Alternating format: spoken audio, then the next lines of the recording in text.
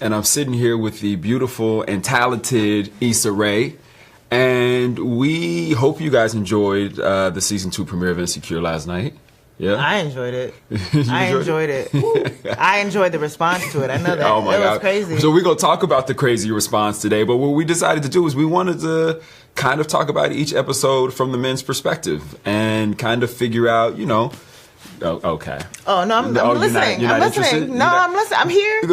The show is done from a woman's perspective. Okay. And so we tend to see things a little different. That's right. A fact. So we just want to be able to discuss it and talk about it. You know? I love that. I love that idea, and I love that you're shouldering it's all the men's wrong opinions on your shoulder. I feel like we have a lot of good opinions. But anyway, section 1. All right, so no, the first thing we're going to talk about, we're going to do this thing called his and hers. And so we're just going to talk about your take on something versus my take on something. Oh, okay. All right. So we're going to start with, we should start with Molly, played by the beautiful Yvonne Orji. The amazing. Yeah, she opens up an envelope. She's excited to get her check. Ooh. The check's got a few extra dollars in it. Few extra? She flips the name over and she realizes that the check is not for her. It's actually for her male coworker. Yeah. Right? Do we have that clip? Yeah, do we have a clip? Welcome. We've got Eric, Blackwell, and Anthony from Research at Cochran Saunders on the line. We're hoping to keep this brief. Our main objective on this call is to cross-reference our strategies on Sycamore and to make sure we're all on the same page. Sorry, I thought you were on the phone. Oh. The split in authority on class action waivers and arbitration clauses. We also want to make sure we're effectively managing client expectations. It seems like we already know what our client wants. We just need to determine what jurisdiction this matter falls under. Agreed, but we also should continue to explore whether or not there's a settlement to be reached here. It's possible that talking to this arbitrator puts us in a weaker position than using evidence. We have to persuade. I see from the clip, I mean, Molly was shocked to find out that she wasn't making what her male coworker made. Let me ask you a couple of different things. Sure. A, what do you think the male response should be to that when a man finds out that he's actually making more than one of his coworkers?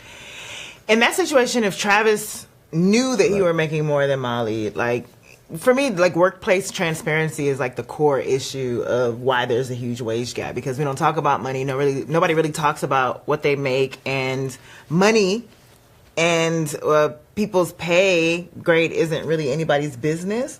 But when it comes down to like baseline equality, it feels like these conversations do need to happen, that there needs to be transparency in the workplace from the head up. Right. And so I think if Travis knew as a friend, he should bring it up to Molly. Right. And then, you know, I think there's a fear of like, if I speak up, then will I lose my money, you know, at the expense of somebody else getting a raise? Right.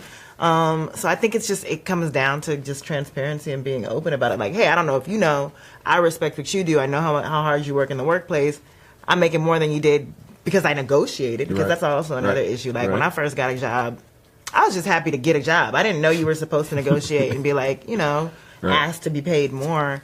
And I feel like that's the mindset of so many young people who start out. And I think once you're accustomed to that, then you just expect that you're being paid your worth and fairly. Right. So then in this case, should Molly say something to Travis?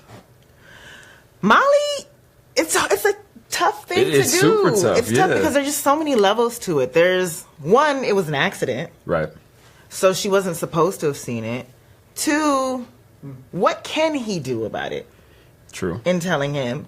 I mean, again, if they're friends, then she should feel comfortable talking to him about it. But I feel like there's levels. Also, there's the black womanness of it. The womanness of it, the black womanness of it, of always complaining and being the ones that, you know, constantly have an issue and then being perceived as a problem person.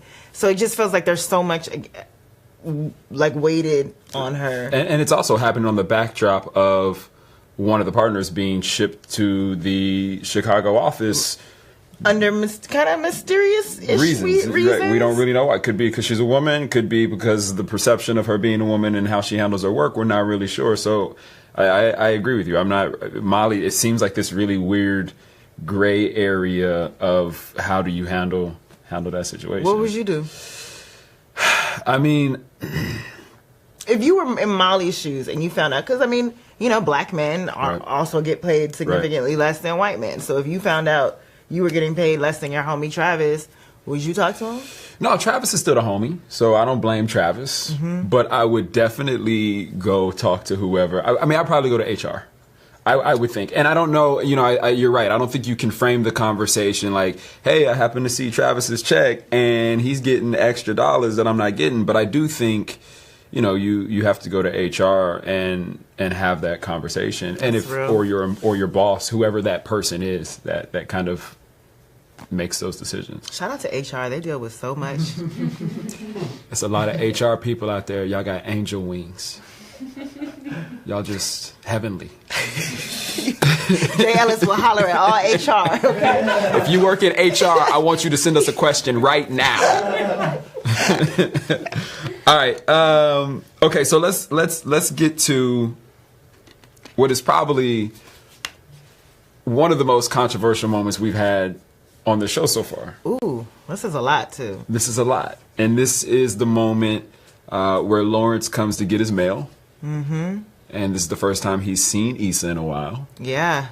And it's a bit awkward, and he goes to the bathroom for some reason. To get his stuff. To clear, that moment was supposed to be, I'm getting rid of all my stuff. Okay. I'm coming in, and it should, the realization dawns on Issa, like, wow, he's really, like, coming to get the last bits of his stuff. So there's, like, no hope he's really going to be gone. So you don't think in Lawrence's mind in any way, I think so. there was like, I want to see what the house looks like. I want to see if somebody else is in here. I want to be in this space with her again. Or even, I'm letting her know I'm not coming back. I think it's all of the above. I think, you know, that's what's so interesting, and obviously the gray area of our show. But like even in the season finale, when, you know, your character comes back home, and I think in his mind he did miss Issa. Yeah. He called her to say, "Yo, I miss you." He didn't expect her to be back, and when he came to that house, I feel like all the memories of all the betrayal came back, and he was like, "F it, I'm leaving. I'm out. I don't want her in my life. I've surpassed this relationship." Ladies, did y'all hear that? It wasn't a setup. It was not a setup. He got there and he realized he needed to leave because it just wasn't going to work. But he wanted to be there, and he got there for good reason. But I think that's what's complicated about even last night's moment is, like, I've been in relationships where you think it's over and you're determined for it to be over, and then something happens that reignites it, and you don't plan for it to happen. Right. So in my mind, I think that, you know, he's confused. He's in a confused place. He's definitely confused. He's just lost. But we're gonna make it. Okay, so he comes out of the bathroom. He notices Frank Ocean. The pillow is gone. They have a quick moment, and then he goes to make his way out. And right before he gets ready to walk out the door, he drops his bag and turns around and passionately grabs Issa, starts kissing her, takes her to the couch, and then the next thing you know. How many strokes was it? I've seen. I've seen it so many times. And on Twitter yesterday, I've seen anywhere from 5 to 4.5. I've seen 17, as high as 17. As high as 17. Which very optimistic. Shout out to Melina Matsoukas for making Lawrence look like the 60-second assassin. I did that in the editing. That was your edit? First of all, it was written in the script as I wrote it that it was supposed to be like a selfish. It was a selfish. But that fast? It was a selfish act, and so when I first got the edit, I was like, "Nah, that's too long." No. And it's true. But have you ever selfishly had sex for 60 seconds? No. Like it's first of all, thank you. So it's all of the above. Okay. But has a woman ever? Do you think a woman can do that same thing? Come on, how? What you mean? How? I don't know how you control all of your. You know what I'm saying? No, it can't. It's not the same. No, unfortunately. But I would have so much. Never mind. Y'all heard it right here. But I think even just like that wasn't premeditated. No. I don't think it was premeditated at all. I think he walked in there, and I think there was just this moment of like you said, I think he's confused. I think there's passion. I think there's anger. clearly there's nothing at this point has really been resolved, right? Like she's been trying, he's been dodging. She's hopeful though, and she is hopeful. I mean, it was was it the peck on the cheek? I think the peck on the cheek is just what's up. Like it was that wasn't the hopeful part. But yeah, if Lawrence had come in and did the do and then left without any form of intimacy. Right. Afterwards, even though a peck on the cheek is like nothing, it's like your parents give you a peck on the cheek. It was still something. He could have been like, "All right, peace, thank you," That was better than the peck on the cheek. No, I'm saying that in her mind, he could have. You know how you like overanalyze, well, he could have done this. So this means something, and we'll see what it ends up meaning in the next episode. Let me ask you this, because this is a question I think, and then we're going to get to some of your guys' questions. So if you have questions, please send them to us, because y'all went off on Twitter last night. Boy, I mean, I have never seen so many FUs in my life. People you got coming for me to come for you. First of all, Lawrence Hive, shut up. No, we out here. That's very clear. Y'all are out all here. Up in my mentions. We're strong right now. It's like, for what? Why are you guys so passionate? And what about Tasha? Why are you pointing at me for Tasha? Because he came over. Nobody's considering Lawrence Hive was so about it for Tasha, and now he comes over here. He has sex with Issa. We don't know. He's messing with Tasha. But here's the thing: we don't know. And what about her feelings? Why aren't y'all standing for her? Is Lawrence Hive really about Tasha? Why aren't y'all preserving her feelings? Well, here's the thing: we don't really know what the arrangement with them is. With Lawrence and Tasha? With Lawrence and Tasha. We don't really know. I mean, he left on the weekend. You heard what Chad said. He just rolls in on Friday, roll out on Sunday. So It doesn't seem like we don't really know yet. I just want Lawrence Hive to equally think about Tasha, because y'all were about her in the finale. So consider her. Okay. Let me ask you this. Could Issa have said something in that moment? Do you think it was supposed to be on Lawrence to say something in that moment instead of pecking her on the cheek, and leaving? I think Issa wanted to say something. Mm-hmm. I think she wants to have the conversation with Lawrence. She wants to bear all, but it's one of those things where it's like you already came, so she just got you there. You're like, you don't want to scare the butterfly away. You're just like, oh, okay. And I think when Lawrence joked about like the pillow, and she saw an opening, she tried to speak up, and I gotta go. I'm gonna head out of here. So it's I think it's hard. It's definitely hard. It's definitely, yeah. All right, so we're gonna get to some of your guys' comments. Here we go. Alicia, I can't wait for these. Alicia says, "Is Lawrence gonna hurt Tasha just because Issa hurt him?" Oh man. First of all, if y'all gonna ask questions like what's gonna happen, you're not gonna get answers. Come on, just watch the rest of the show. Thank you, Alicia. What do you think? Let me ask you this. Okay. Okay, we'll reframe this question. Okay. Do you think Lawrence knows that he could possibly hurt Tasha? Or do you think that moment was just so fast, like Tasha wasn't even a thought? I really highly doubt Tasha was a thought.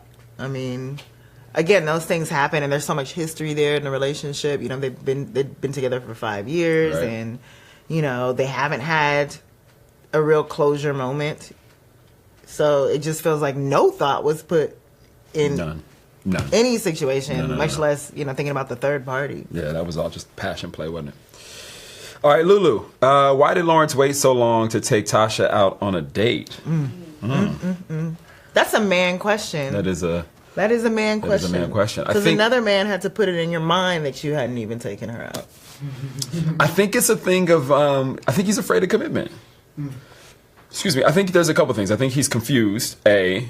I think that probably, I would imagine, at least, my thought is that coming out of the relationship with Issa and being so vulnerable and being hurt, he probably doesn't want to rush back into that and doesn't want to go back down that path again. So I think right now this seems like a manageable relationship for him. He doesn't have to go down that path and fully give himself to her right now. And you're smiling. just saying. In your mind, though, do you think Tasha is the type of girl that you take out? Is she the type of girl that you take out on dates? Wow. Lawrence Hive, that's what y'all about? Yes, she should be. She's got a great job, and she's sweet to him, and you know, she can cook brown rice and kale. The disrespect. I mean, no, she's a great girl. Tasha is a great girl. She's supportive. She truly cares. I mean, she seems to really genuinely care about him, and I do think that she's a girl that you should take out. Yeah, for sure, 100%. Would you have taken Tasha out by now? I wouldn't have ever been in this situation. Never? No, I wouldn't have been in this situation. Why not? So you would have you would have never slept with Tasha at the end of season 1, or no? Because there's too many factors. Because Tasha is another person who, unless Tasha was about it, unless Tasha made it clear, we don't know what the conversation was when he left the strip club or he left the house, called her and said, "Hey, let me come through." We don't know what the situation was, but we see that 3 months later, there still is a situation. So. I don't know. I tend to be very transparent of like, this is kind of what it is. Right. And if you want more, then I can't provide that. So then you don't think in any situation, unless people are communicating it, 2-3 months of just seeing each other on the weekends, it can't just be that. If that's not, I feel like that's ideal. That's like a friends with benefits situation. But so you're good with that. If that's communicated. Okay. But do you think Lawrence... No, Lawrence don't know how to talk. Come on, man. Did you see what happened at the end of episode 1? He said, "I gotta go," and pecked her on the cheek. Like, he couldn't even form a full sentence. Gotta go. Like, come on, man. Let's see. Okay, Sarah. Lawrence still hasn't dealt with the breakup. That's it? No, Sarah, he hasn't. He has not. Sarah, you're right. You saw something last night. Onisha, seems like he was thinking about Issa as hard as he was thinking about him, as she was thinking about him. Ooh. It's so interesting because we obviously start the episode with them in 2 very different places. Yeah. With her still stuck and him seemingly have moved on. Yeah. And, you know, for that moment at the end to kind of culminate in the passion that they kind of both shared, but that was lopsided, obviously. Yeah. Felt like, you know, something. Do you think Issa wants Lawrence back because she wants to fix what she did, or do you think she wants Lawrence back because she's in love with him? That's a great question. I don't know that she knows that either. I know that she knows that she wants him. She recognized what she lost, you know, because even after she cheated on him last season, and realized, you know, I've made a mistake and this is how much I love him and I want to for sure make this work and grow with him.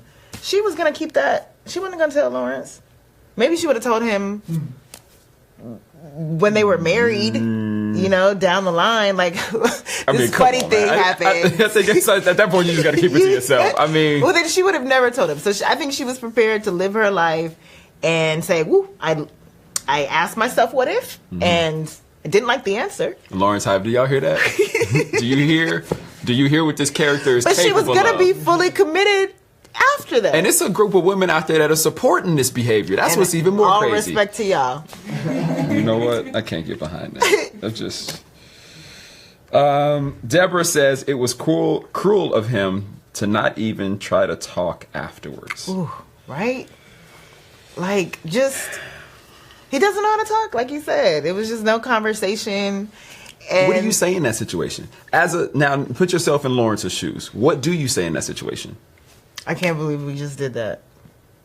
It's as simple as something as open-ended as that, and honest as that. Is Issa's mouth broken? I'm just curious. Did her voice, did her vocal cords get stretched out? So, like, I'm not sure. I would like to point to the moment where Lawrence comes out of the bathroom and poor Issa, is like smiley kind of. Like, so I guess, and that's when Lawrence says, "Hey, I gotta go," shutting it all down. There was the hint of optimism of like, I think she was gonna say, but if she wanted it, wouldn't she have stopped him? Like, "Hey, just before you walk out, or just real quick, or I just want to say one thing." No. Again, ladies, you don't say anything. The ball was in your court. Lawrence's court. Yes, thank you. You did too much damage. But it's a relationship, so it's not your court or my court. Over, and you don't want her. So anything that. But if you want him, she's made it clear that she wants but you've shut down everything. It's so hard to fellas, we got a lot to just. I feel like we just carrying a lot of. I mean, if you were in this situation and the girl who cheated on you spoke up, would you want to hear what she had to say? Would you? Do I want to hear it? No. Do I expect it? Yes. If I mess up, I'm gonna chase you all day long because I messed up. Mm-hmm. I'm going to. Like, I do believe that. Respect. And I feel like that's what you owe the person who you cheated on. Like, you owe them complete transparency. You owe them phone calls. You owe them text messages, emails, whatever it is, until there is a point where you know 100% that it's dead. Which seems like the point when she comes up to his job and then he says, never fucking call me again. Or the other points where she has responded to send him text messages and he only responds to the bills and apartment stuff. So I feel like there's been an effort there. At least he's responsible. At least he's responsible. No. She literally just rolled her eyes so hard. So disgusted. So disgusted. So disgusted. All right, Chelsea. I was waiting for Issa to wake up out of one of her little daydreams after the hookup scene at the end. I can't believe that happened like that. Oh, it happened. It happened. That was one of the... We got to watch the episode live with an audience a couple of times, just at different screenings, and it was so amazing to hear people's reactions to that scene. And I always heard people in the back like, she dreaming, not falling for it. And then just the horror of finding out, like, oh, that really happened? 7 strokes? Sorry. Yo, let me tell you the best thing I heard last night. I don't know who you are, but the internet, y'all don't lose. Y'all are undefeated. But the best thing I heard yesterday. All right, so I tweeted, Issa out here messing with these whack ass dudes. I think I know what you got too. And some girl replied, I don't remember who it was, but it was genius. Mm-hmm. She replied, yet you're sleeping on an air mattress. And I replied, temporary. And she replied, like that stroke. Genius. That was genius. Like, whoever you are out there, I want you to know that your potential is unlimited. Wow. Like, that was so great. Come right for the show. That was so great. Please. That's amazing. Someone timed it. Someone literally put a timer with it. They put the stopwatch and they put the official time like you were running a race. Yeah. What was it? I don't remember. Shout out to Melina for trying to stretch it out since Issa wanted it shorter. Art. That's what that is. That's art. Samantha, can you help me transition from Team Lawrence to Team Issa? I was Team Lawrence until last night. I actually cannot help you transition for that, but we can revoke your membership. Wow. Hey, Team Issa is open. Arms wide. They just take anybody over there. They just take anybody over there. We're friendly. We're all about working on ourselves over here. So join us. We're humble. Oh. Shay, why do men and women try so hard for people that they know are taken? And why entertain it if you're already in a relationship? It feels like we need Daniel and Tasha to speak on that. Yeah, for real. Because both of them knew. They both knew. They both knew and didn't care. And on Tasha's side, I got it.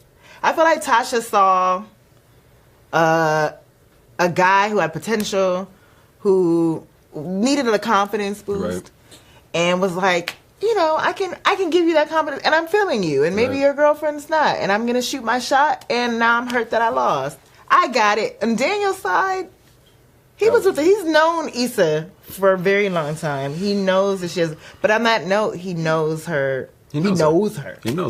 But do you think there's ever a point? I mean, there has to be a point where he realizes, like, yo, I'm messing up someone's life. Like, you have to take responsibility for knowing that you are putting yourself. If I cared about you that much, like, I don't want to ruin your life either. I don't want to mess up what you got going either. Yeah, I think it helped for them that they didn't know either of the parties. Like, Daniel didn't know you, true. And Tasha didn't know Issa. That's true. Maybe Daniel and Tasha should meet. Oh. That immediately makes me jealous. You don't like that at all. I don't, but we'll see what happens there. Have you ever pursued someone with a girlfriend? Thinking about it. Someone with a girlfriend? No. Someone with a wife? Whoa. Have I ever pursued someone with a wife? No. Oh, husband. No, I'm still innocent here. I'm still very innocent here. Sorry, guys. I'm tired. Have I ever pursued a woman with a boyfriend? Or husband. Or a husband? Why do you think about this so hard? So yes, the answer is yes. Look at how Lawrence Hyde just be evasive. Just answer the question. Just tell us what we want to know. Give us answers. I shot my shot. Oh. Okay. And it didn't go my way. It missed. It definitely missed. I didn't know that she had a boyfriend until I knew. But he was out of town, and I was much younger, you know? And it didn't seem like he was really going anywhere anyway. She seemed like she was unhappy, and it was long distance. And okay, wow. Thank you for telling your business live. You're not going to share your story now? In my adult life, no, my very first kiss was somebody else's boyfriend, but that was like I was 12. And come on, man! I needed. You gonna back up my story with a 12-year-old story? That's Since just then, no. You just learned your lesson then. because she rolled up on me at Magic Johnson Theaters with him holding her hand, and I was like, I'm not about this life. Did she look you in the eye? She did. She did. Really? She came up and she had a very cordial, snaky conversation with me, like a bitch I know conversation. And I was very afraid. I was sweating. But she never brought it up because she had the dude. Like, at the end of the day, all I got, she was definitely, you may have had him once, but I got him all the time. And she was 14 and I was 12. So you tried to be Tasha? I was not even anywhere close. Okay. All right, here we go. Tony, does Issa ever feel she needs to live up to her best friend's success? Wow, that's a great question. And that's a great question for both characters, actually, because Chad seems to be quite more successful than Lawrence, and in this case, Molly seems to be more successful than Issa. I think there's an ambition, and there's just so much that she admires in Molly. Like she says in the first episode, there's so many things that she wants to be like. Why can't she be like her? So I think there's an admiration without, her coveting in any way. Right. I think you surround yourself with people who motivate you and make you want to be better. And I think their friendship, especially this season, is all about them trying to make one another better. Right. Do you think? I mean, also too, I guess what is your definition of success for either of these people? I think too, either of these characters too, because I mean, the work that Issa does is actually like very fulfilling work when it works, and the kids don't run off with snacks. Like, it is actually very fulfilling work, which I would, if you want to do it, if you're passionate about right. it, which is also another question. But I think these characters are constantly on a journey to define what you just said, just to define what success is for them and what passion is for them, what journey they want to take. And it's a question that, even in my adult life, I ask all the time, like, what are the milestones and the goals that I want to set for myself, and am I on the right track? And I think in observing her friendship with Molly and observing Molly's career, it may force her to ask herself questions like, am I on the right path? Am I doing it right? Do women think of legacy? I think of legacy for sure. Other than children, like, do you think of Yeah. I think absolutely. Is that men's primary? I don't know. I just feel like it's been such a conversation, like, lately, especially like with Jay-Z's new album and like him talking about it, like with 444, right? I feel like it's just been such a conversation lately of like, what are we leaving behind for generations to come? Whether that's setting something up, whether that's sending kids to school, whether that's, trust funds or businesses or, just a better home for them to grow up in, whatever that legacy is. I've just always been curious, like, do women think of that? Because it is something that drives me, is like, what am I going to leave my kids? I think about it on a more professional, creative level. Mm-hmm. So, like, what I want to leave behind as an artist, what I want to leave behind for people to remember, as opposed to, I guess, that feels more familial or more, not necessarily territorial, but to a degree, right? Maybe. I mean, I think, I guess I go back and forth, because I look at it and I go, oh, well, if I leave this behind, or if I'm able to achieve this or create these opportunities through my career, then I'm also creating something to leave behind for my family. You feel so much smarter than I do. And I'm not thinking ahead like that. I need to. It's a Lawrence Hive thing. It's a mandate. Are we like... It's a mandate when you join the Hive. It's a mandate when you join the Hive. Okay, last question. Diana, can you make this show an hour long? Diana, girl, where? Where's the time? Please. I appreciate that you would want to watch our show for an hour, but we get so much done in 30 minutes. And it's a comedy. It's a dramedy. I love the half-hour format. And there are a lot of great hour dramas out there. Some hour comedies. Yeah. So I don't think we'll be one of those. So y'all, don't hold your breath. But if we had an hour-long show, let me ask you this: how much longer would people have to wait for the show? It would come out probably once every 3 months. An episode would. Mm-hmm. Once every 3 months we'd have an episode. Mm-hmm. Y'all don't want that. Nobody wants to be waiting that long. That's a long time. Mm-mm. But we may, in future seasons, possibly do a 1 hour episode within, a very special episode. So consider that. That'd be really cool. I'd like to see that. Yeah, me too. All right, y'all. I hope you guys had a good time hanging out with us today. Thank you, Issa. Thank you, Jay. You're such a good host. Man, stop it. I'm just, I'm out here representing for the Hive. Fellas, we're out here strong. Ladies, if you want to come join us, you're more than welcome. Don't come here. You're not welcome. We will see you guys again. Make sure you watch episode 2 this Sunday, 10:30 p.m. HBO. And you don't want to miss it. You don't want to miss it. See where we pick up after this week's episode. See you guys soon. Bye. Bye.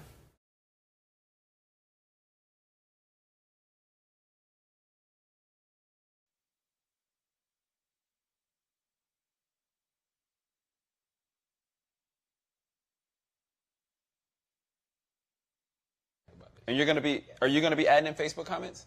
Is this live for you to add in comments? Oh, great. Oh, do I need my phone? For what? So I can do something while y'all doing this. We're live. Oh, hey, what up, y'all? Oh. Nobody told us that we were live. My bad. They actually said something, but I was going to let y'all keep going. You just going to sit here and be... Yep. That's what Neil Brown Jr. would do, right? Hi, Facebook. What up, y'all? Jay Ellis here. Y'all know me, whatever. But to my right is the beautiful... What? The beautiful... Okay. Tasha Rothwell, who also plays Kelly on the show. Yes. In addition to being our executive story editor, one of our writers on the show. Guilty. Yeah. Guilty. Mm-hmm. She's responsible for writing... Inside the show? Inside the show, I write Due North. So the slave drama that you see Scott Foley and Regina Hall doing. She is one of the people responsible for that. Yes. That's right. And to her right, we have my boy, none other than the great Neil Brown. Am I great? Junior. I appreciate it. Look at you. Who plays Chad on the show. It looks like he ain't had a shave in it, but it's not important. But we're excited. Neil is actually in the middle of another show, and literally we started a little late because he's in the middle of filming something else and ran over here to be with us. So thank you for being here. Broke all of the traffic laws. All of it. He ain't run that much. Yeah. All right, so we know you guys have hella questions for episode 2, which was titled Hella Questions, which was written by Amy Aniobi and directed by Melina Masukis, our great director. And so, we're here to talk about it, to answer some of the questions. We're going to go through a moment. Have you guys did you guys watch last week's episode with me and Issa? Yes. The first, yes. Yes. I'm not talking about Insecure, I'm talking about the Facebook joint. Oh, no. Yes. Oh, great. Okay, so here we go. You're a good friend. No. So here we go. All right, so we're going to do this thing called, real quick, I will say this. If you guys have questions, if you have comments, please send them to us. We're going to answer a few live while we're doing the show. You can ask these guys anything. Anything. About their characters. The characters only. All right, so we're going to start with a game called His and Hers. All right, so we know that everybody has feelings about the episode, and we want to hear what you guys got fired up. So we're going to start with a clip from Vice Principal Gaines telling some kids in the school to speak English. We're going to roll the clip. You guys just watch the clip. See you tomorrow. See you tomorrow. Holy shit. Holy shit. Hey, Robert, we speak English here at school. You save that Spanish for the bus. Okay, we at least have to put that in our notes for Joanne. So she can see that and not all the good stuff? The kids have come 2 times in a row. already making progress. Yeah, that's great, but we're just gonna go along with his kind of thinking? Who cares what he thinks? We're the ones who have the kids after school, and we don't think like that, so... Okay. I know that the oppressed cannot be the oppressor, obviously, but would it still be okay if he said those things if he was, you know, white? I mean, we're not gonna change him. Like, he is who he is. Okay, so we just saw Vice Principal Gaines Be racist. Be racist. I mean, he's straight up being racist. Being a little racist. A little racist. So real talk, I want to ask you guys, have you guys ever experienced a situation like this? If you were Issa and Frida, how would you handle it? I have. I taught, you know this, I Yes. taught at a high school in the Bronx for 4 years. I was a drama teacher, surprise. So there's a lot of sort of casual racism that was kind of like, well, culturally speaking, we're kind of all brown, so let's just turn a blind eye. And I was too woke to turn an eye, so I would get real upset. So it's like hard to have those conversations, but I've witnessed them. Right. I've had like awkward conversations surrounding them, but yeah, it happens. Neil, have you ever had anything like this? No, I've never experienced racism a day in my life. Never? Never. Man, you got it good. It's crazy. No, of course I've experienced it. Come on, man. I am. You know, I got a good bit of black in me. I'm mixed, but come on, brother. Yeah, my own family members. You know, That is- and it's like, oh, come on, man. I can say that. That's reparations. No, that's racist. I feel like Vice Principal gotta Gaines call is like, I think everybody got an uncle like Vice Principal Yes. Gaines. 100%. 100%. Yeah, my Uncle Fernell. Yes. All day. Fernell, your business is out Out here there. in the I just street got right called now. I out. told on you, but I called you out, so he gonna be like, he gonna be like, well, you heard him call me out there. Yeah. Well, that was my nephew there. But I mean, it's like, what do you say to that? Like, how do you actually approach that, right? Like, what do you say to Vice Principal Gaines? Do you pull him to the side? Do you call him out in front of the students? I think Do that you write it up in a report? I think you write it up in a report. I like Frida. First of all, Lisa Joyce, who plays Frida, Genius. is One a line. genius, and I love the way her character sort of tries to have this conversation with Issa, to just try to use Issa in this way because Issa's in charge, and like she doesn't want to jump over Issa's authority to have a conversation with Gaines. But I think you have to have that private conversation. I feel like. Because you don't want to publicly chastise someone and then risk them acting out because they're embarrassed, as opposed Well, to you like. have to be able to call out racism as well without people being so offended by it. I mean, like, Yeah. you know, I think it's because of the huge offense that people take to it. It makes it almost impossible to openly talk about it and be refreshing about it. You know, because it can be on both sides. Racism does come from a place of power. Right. But in this case, you know, because sometimes they say black people can't be racist because we ain't got the power. Well, in this case, my man does have the power. You have to just be able to, like, you know, with dudes, a lot of times, you can just call like, Mr. Gaines, that's racist. That's a little racist. What you mean that's racist? Then you can open that conversation. right. I do it through comedy sometimes. You know, I make a joke. Humor on it to get through Humor this it to get in conversation. through, and then sometimes Right. they'll be able to, like, well, maybe. And we have to get But you have to make sure that it over. lands, We have though. to Yeah, make it lands, 100%. but it lands when people realize that you can do something racist and not necessarily be a racist. Yeah, absolutely. So people are worried that if you call them out on racist behavior, that you're sort of like indicting them for being like hating black Yeah, people. and that's when they say, oh, the racist. No, Oh, everybody's racist. You So know we what just I'm have to saying? be able to have those conversations. Yeah. But I will say one of the things that I love about this storyline and about seeing Issa and Frida in this school is something that's very real to Los Angeles, which is the black and brown. Yes. Right? This is a large part of the public school system here is that. So I think it's amazing that we're like actually diving into that And the Bronx, seeing that too. dynamic. It's very similar to it's my like New experience. York and Miami and Chicago and Yeah. Houston. It's a lot of cities that have that. Yeah. All right, so I want to play a little game with you guys. You guys mind? Let's play. I'm with it. Okay, here we go. game. All right, we're gonna play a little game called Did I put Never. keys in a bowl? No. No, no, you don't gotta do that. We're gonna play a little game called Never Have I Ever. Okay. All right, fans, I want you guys to comment on some of the Never Have I Nevers that you guys have actually done. But here we go. Never have I ever analyzed text from an ex. Will you hand me my water so I can? We sip if we've done it. Is that how we play? How we play? I'm just gonna take a sip. Just in case. My water. So you both have. Let me ask you this, because I thought something really interesting last night. Molly, very quickly, after, by the way, you just threw all the business out there. Kelly has the biggest mouth. Yeah.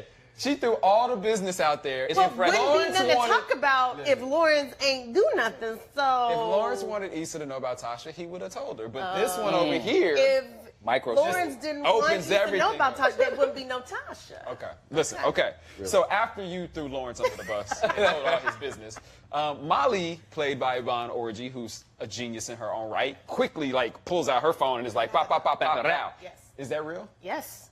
You do research? Yeah. Before, during, and after.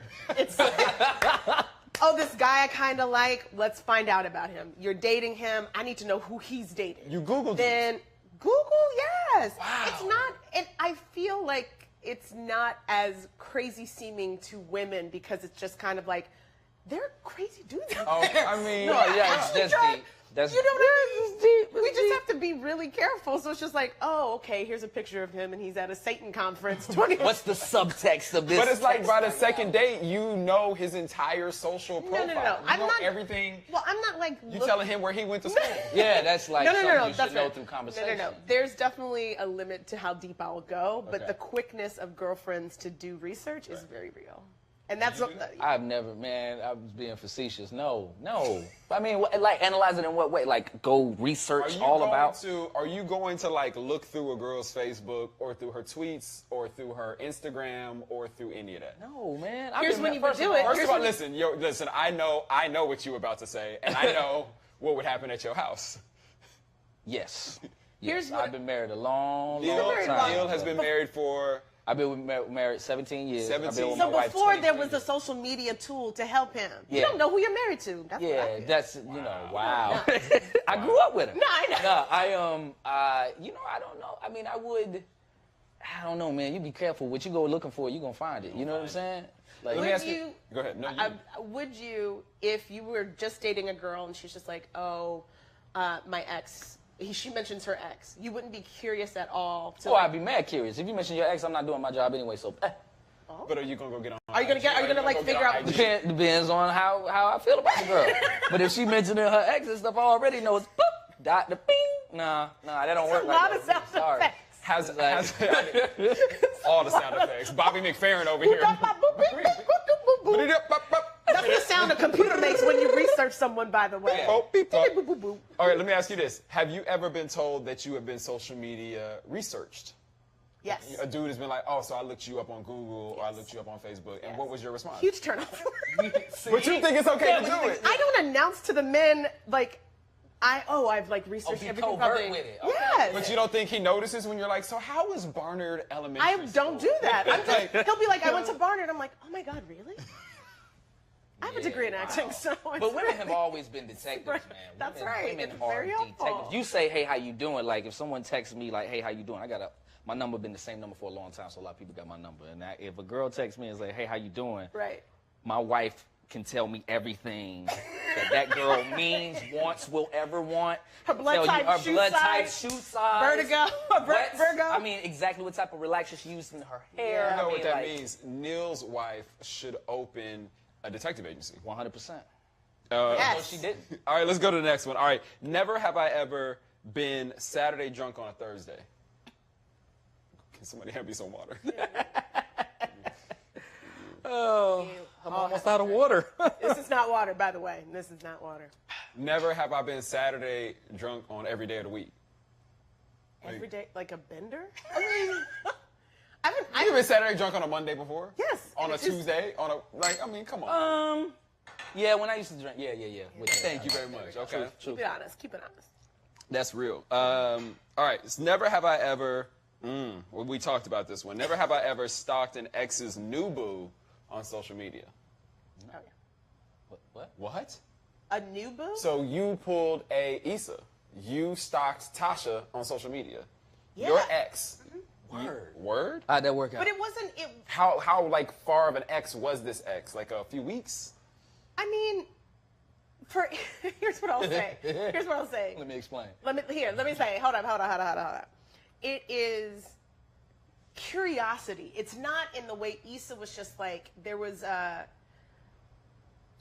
in the way Lawrence ended it with Issa, that motivation to look at the ex is different, as opposed to just like, I wonder what he's like. What was the? What do you do after you? You really? That's really what went through your head? Is I wonder. Legit is mostly curiosity. Why do women have to have so many answers? All the answers. All of the answers.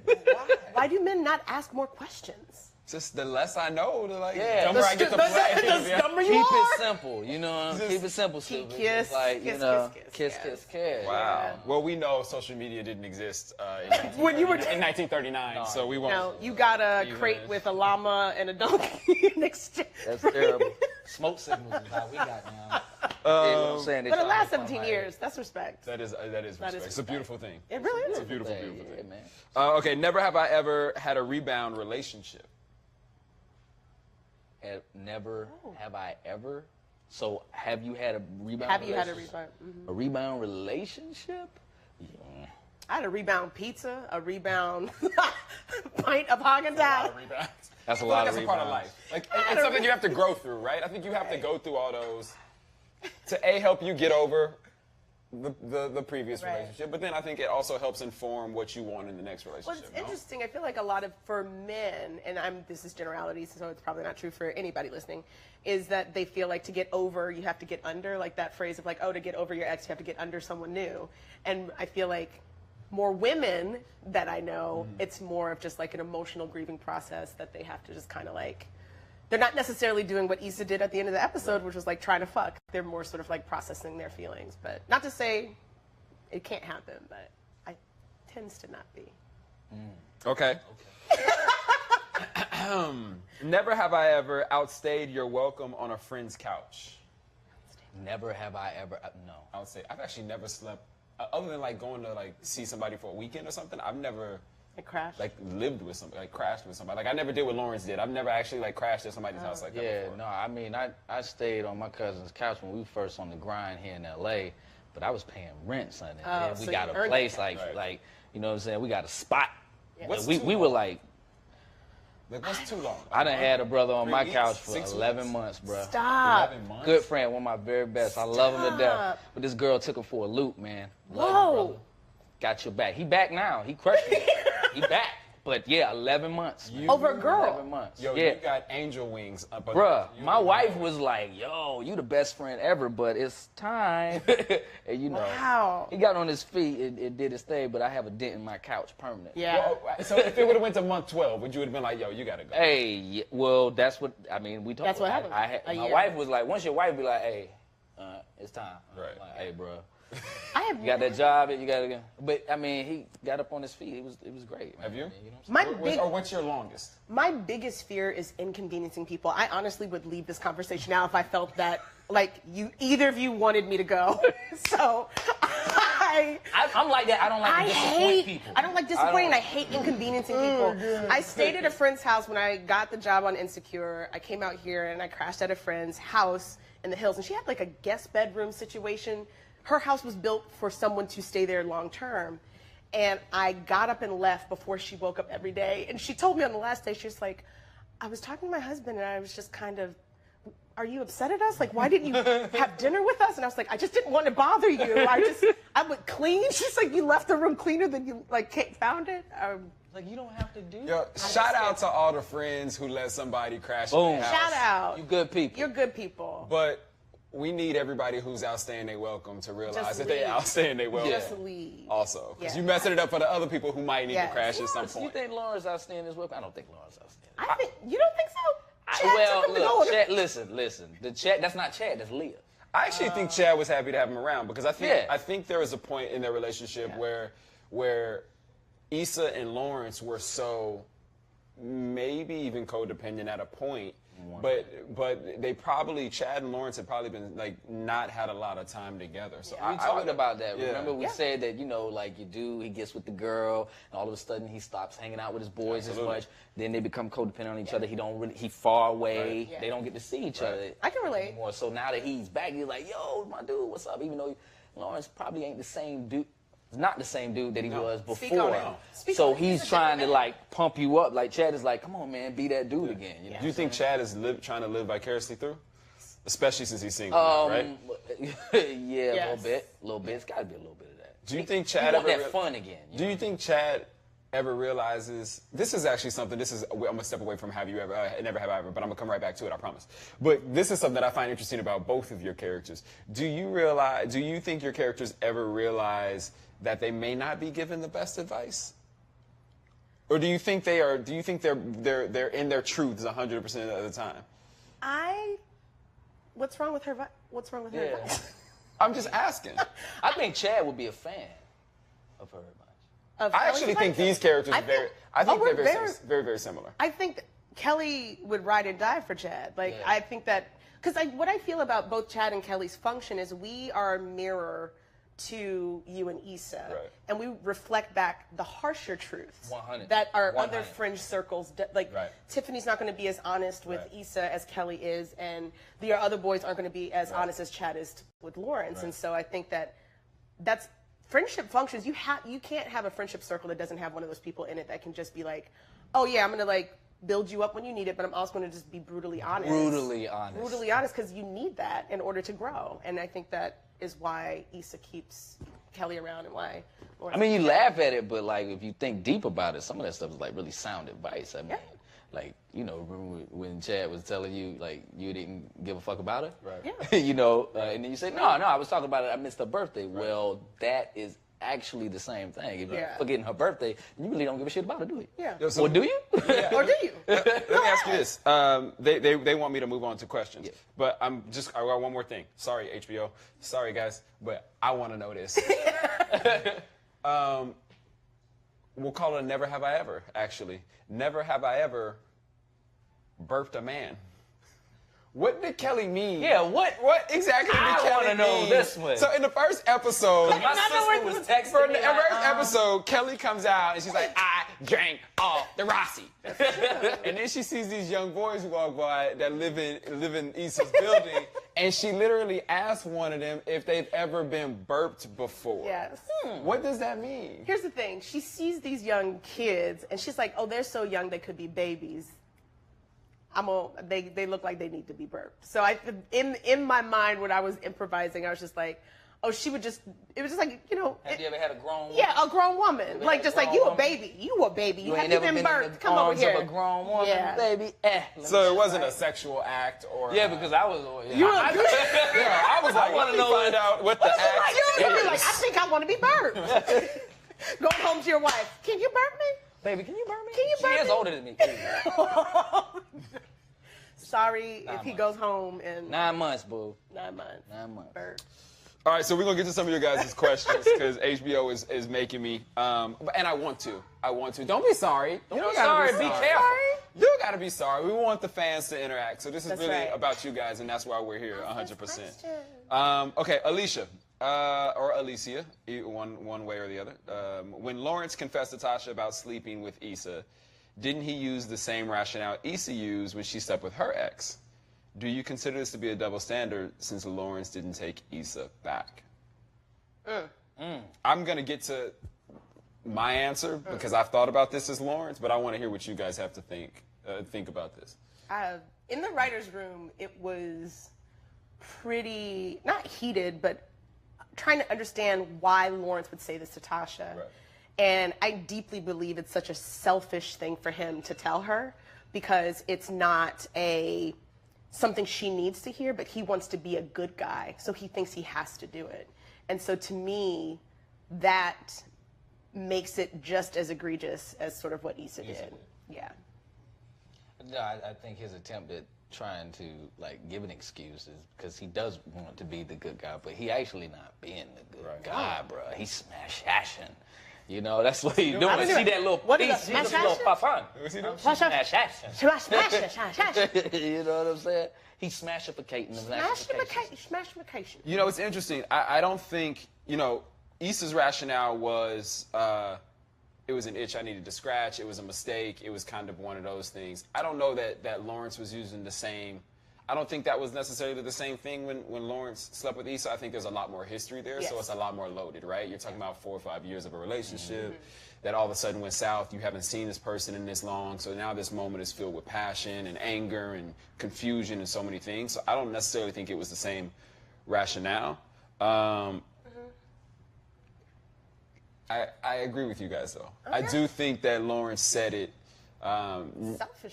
selfishly. Listen, I think there's this. I think where like Lawrence is at this fork in the road where like he is a good dude, but he's also out here living and doesn't necessarily want to be responsible for his choices and the things that he's doing, his actions.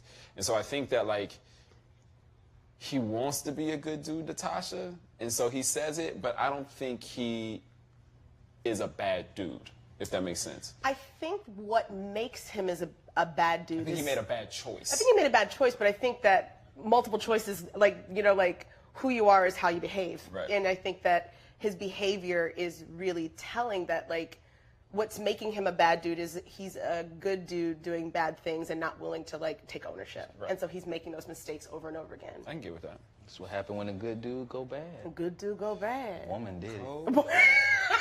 She did it. Spoken like Adam. I mean, talking to Eve. Look what she did. Come on. Sent him down a spiral. Just lost. He's lost, y'all. He is lost. All right, so let's get to Shay. Shay, what did Lawrence feel that he had to tell Tasha about sleeping with Issa?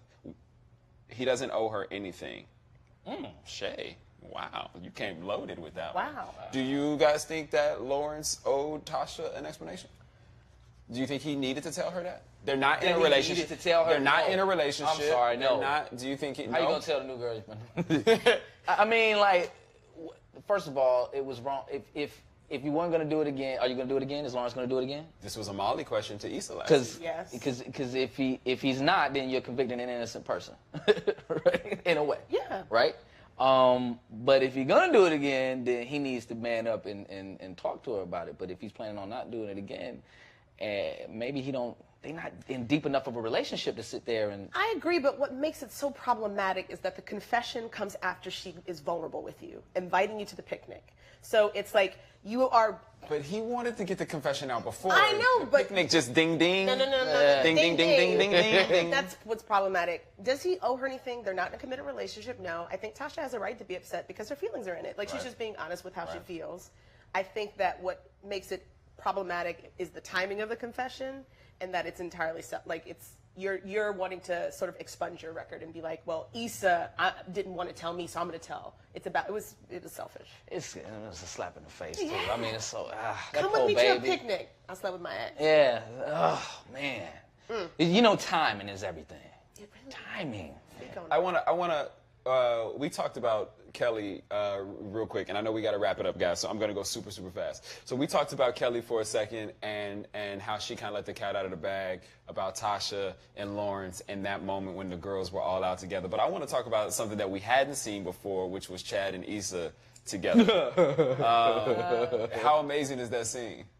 It's so awkward. I was so worried about that too because I was so tired because I just came in from filming the pilot and I had to learn all that stuff on the plane. I was like, that's so good. What kind of shake were you drinking?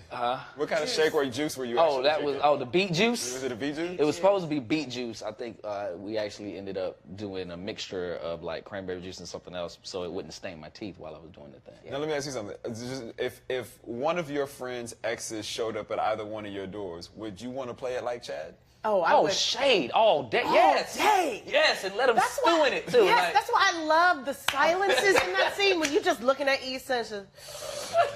Yo, this is us, y'all. Melina was like, sip the juice, sip it. There it is. Just sip it. I was like, call it the mane and tail, and I see your edges. The call as she's walking away, it's just like That was a tag team too between Melina and I because she was off to the side. She said, just go off. And that's when I came up with the mane and tail because shout out to mane and tail. I use mane and tail. You know what I'm saying? So I said mane and tail, and then she said the mane and tail. She started busting out laughing, and then she was like, get on the edges, get on the edges, get on the edges. And I was like, and that's when I said, I see them edges. And I was like, oh. And then you realize that I was talking about her new growth and all these things like that. Great. The edges, you messed up at the end of the first episode because they were all out. Yeah.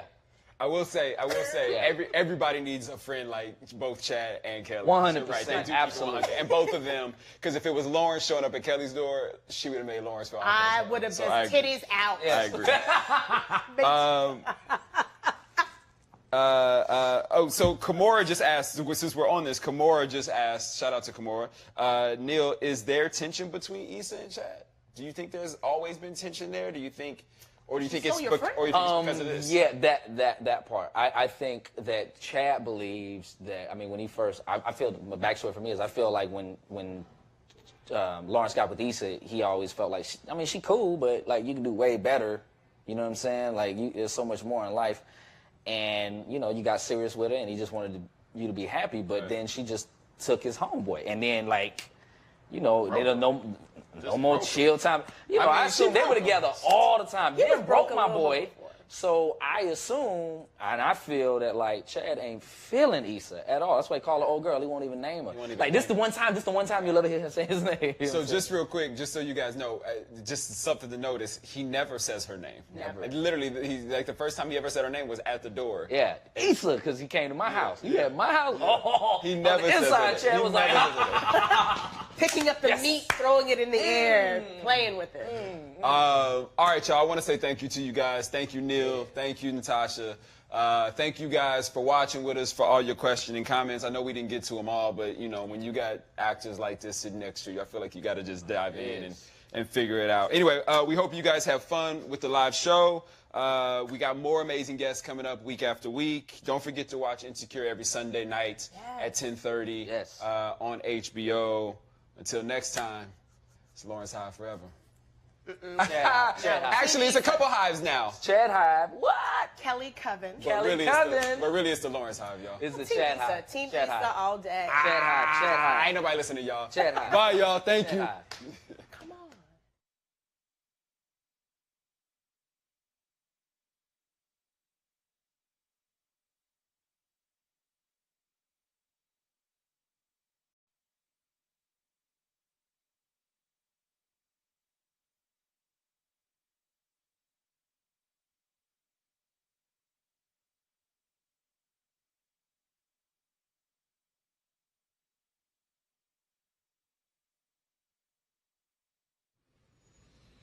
What up, y'all? This is Jay Ellis, a.k.a. Lawrence, a.k.a. the dude you love to hate right now after last night. Definitely. We're going to move on from me. More importantly, we are here with two people who showed out last night. We are here with, come on, man. We're here with Dominique Perry, who plays Tasha. How you doing, guys? And Mr. Leon Thomas, who played Eddie. What's going on? Plays Eddie, actually. Issa's neighbor, Bay. Woo! Yeah. That was lit. I don't really like you right now. That was a lot. You don't like me? Oh, damn. I mean, as an actor, you cool. Okay, cool. You shouldn't even be on that right now. You should be what just happened here. That's right. So listen, we are going to get to y'all's questions today. We're going to talk about Hella Open, which is episode 3, which was written by Dana Lynn North and directed by Martha Cunningham. Great job to both of them. They did an amazing job. This was a great episode, right? It really was. Before we jump in, real quick, I want to talk about Tasha because I've had the chance to work with you and to see this character develop over the last few seasons. People were really feeling Tasha at the beginning, and after last night, you had a whole Tasha hive. A whole Tasha hive. How you feel about that? Why you think people are jumping on the Tasha bandwagon? They rooting for you? I think people are jumping on her bandwagon because she's more relatable now more than anything. Like last season, we didn't really know too much about Tasha, but this season, early on, you got a chance to know her a little bit more and see that she is a lovable girl, and she just got her emotions caught up in someone who was fresh out of a relationship, which I, as Dominique, would never do. And I don't advise anybody, male or female, to ever do. Because Have you done it? No. You've never done it? Well... Then you're not relatable. Have you done it? No. Yeah. I have, but I learned because I got in the Tasha situation, and then it left me like saying, what are we? And he's like, I don't know if I want to go back to her. I don't know if I want to do this little phase where I'm dibbling dabbling. It's like, it leaves you kind of out in the dust. But I think in the end, when she finally told him off, I think she got so much respect from a lot of women. Because men have been Tasha hives since the beginning of time. But women, I think the hatred kind of lit up a little bit. And especially after she called him an F-boy. I know a lot of women that hit them like, "Ooh, I remember that time I had to do that, and I had to go off and call him an F-boy." So I think when she stood up for herself, she got so much respect. She took that win. All right, let's move on. So we're going to get to his and hers. You guys know this. So we are going to watch a clip from last night's episode, and then we're going to break it down and just talking about it. So last night, this episode that we're gonna watch is Issa leaving Neighbor Boo's apartment, right? Y'all remember this? Oh, yeah, I remember. Y'all remember this. All right, just in case you don't remember, we're going to show you the clip real quick. Here it is. Cool.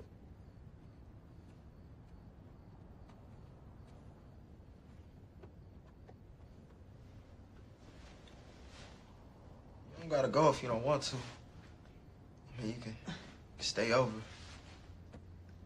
Oh, I'm good. Thank you. Cool. See you around. Yeah, for sure.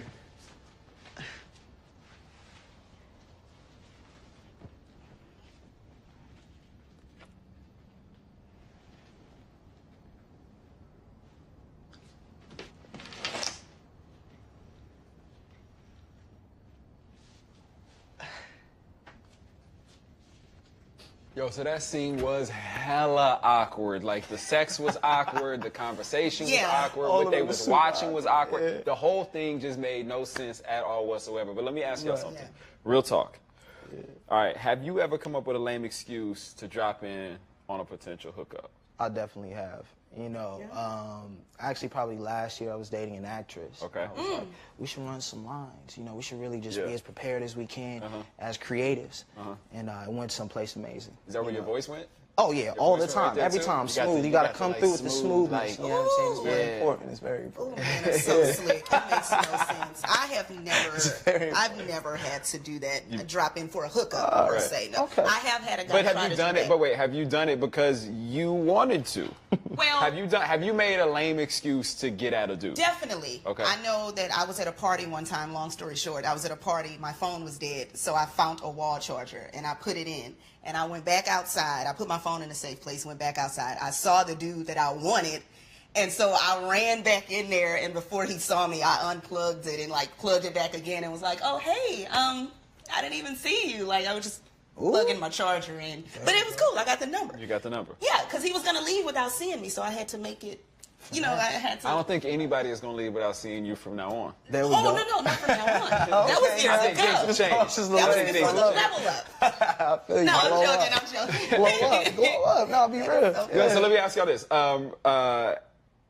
Do you think, why do you think Issa couldn't just use her words? Why do you think she had to come down with this, like, charger excuse? Like, why do you think she couldn't just knock on the door and be like, "Hey, what's up"? I mean, like you said, the whole thing was kind of awkward. I really didn't know I didn't know her character that well. Eddie was just kind of figuring it out. Right. You know, exactly. He's a young neighbor, just making it happen.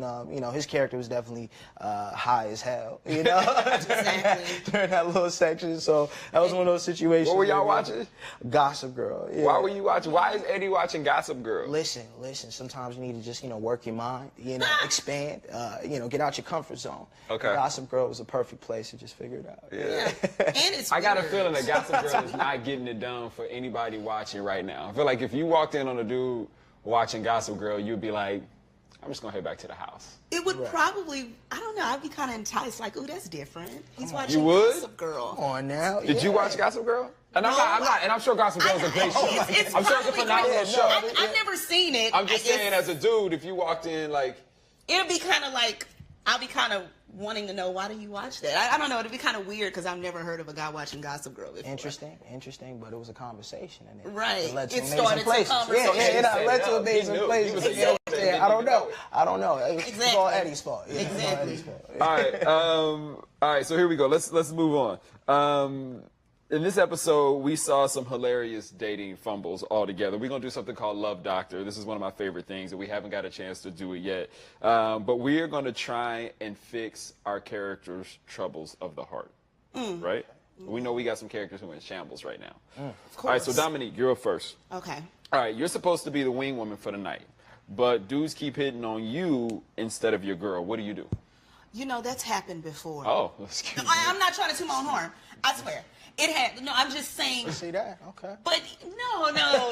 It happens vice versa. Like, I don't know. But it's hard because you can't make a guy be like, hey, talk to my friend or something like that if he initially wasn't attracted to her. So usually I just make the night about me and my homegirl. We're dancing. I wouldn't really pay attention to the guys. And if I felt like it bothered her that badly, then I would just be like, we can leave. But as friends, sometimes it'd be your night to shine and all the guys are on you. And then another night it'd be your friend's night to shine. So it just, I would play it like how she wants. But I would kind of make the night all about her if I seen all the guys was on me. To make it less awkward. What if it was a dude you was feeling? Like, what if it was a dude you was like, I'm going to go plug my phone into this wall charger for him? Like, what about that dude? And wait for him to walk by to what see about me. that dude? Well, see, that in that case, that I would give him the time of day. But all the other guys... But what about your girl?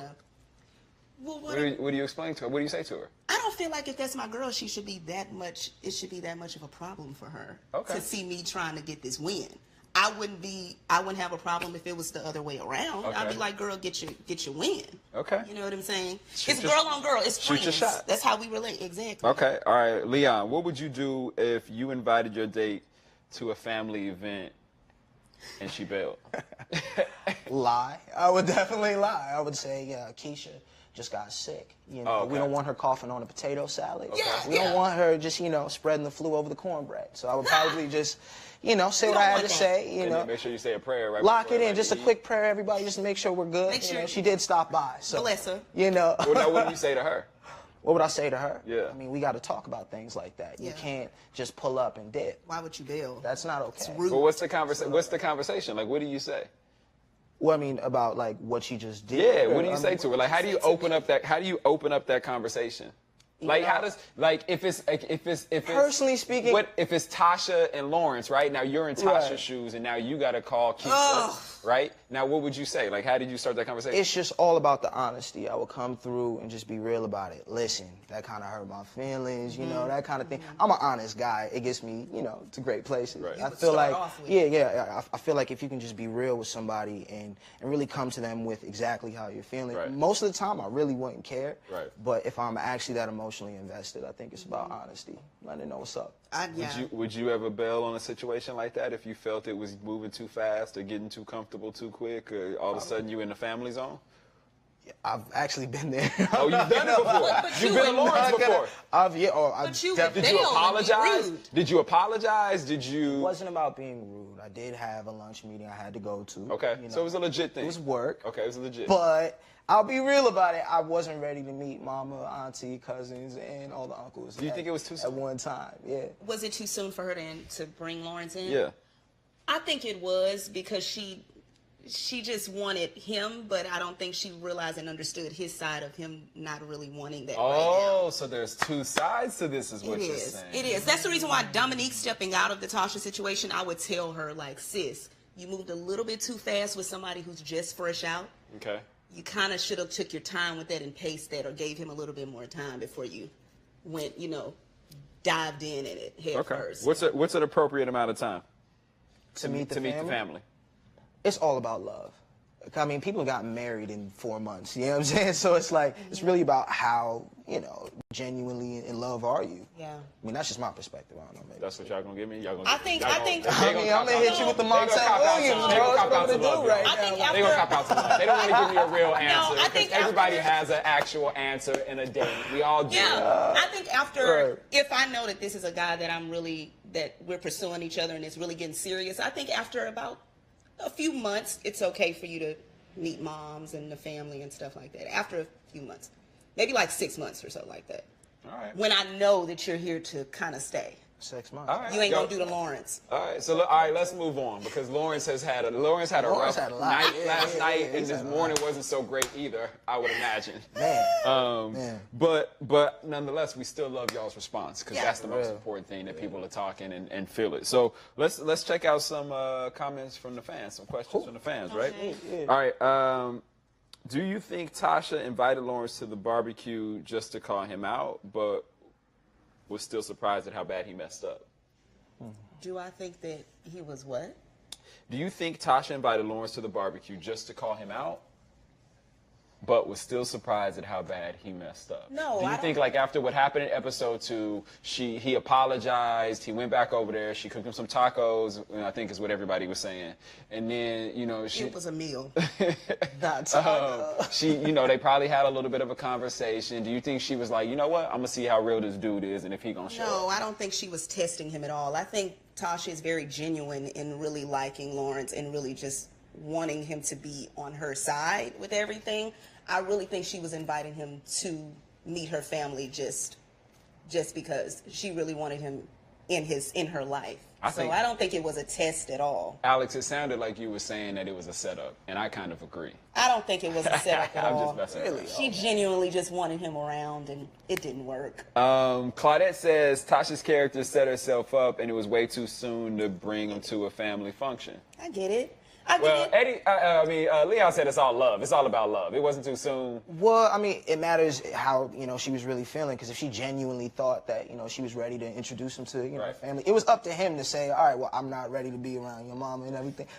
I got surprised. You know what I'm saying? Like, I didn't know what was happening. So, yeah. I feel like Tasha did move a little bit too fast because they weren't actually too much together to the point where I'm like, okay, you're gonna stick around, meet the family after, especially what happened in episode 2. Right.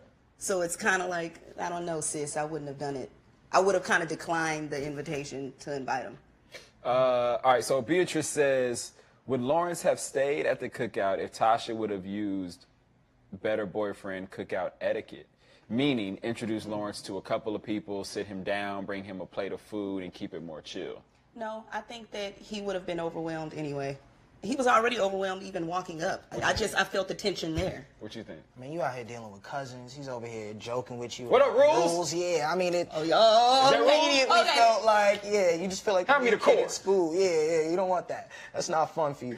I could definitely empathize, with Lawrence. So he probably would have stayed a little bit longer if it would have been a little bit more. Who knows? Cookout etiquette. I think for me, like playing that scene, one of the things that I thought about was like, it did feel like it was soon, right? It felt like it felt like they had really only been doing this for like, let's say 2 months at this point. He slid and went back and had sex with Issa. He came and he told Tasha he was sorry. She kicked him out. It seemed like there really hasn't been a ton of time there.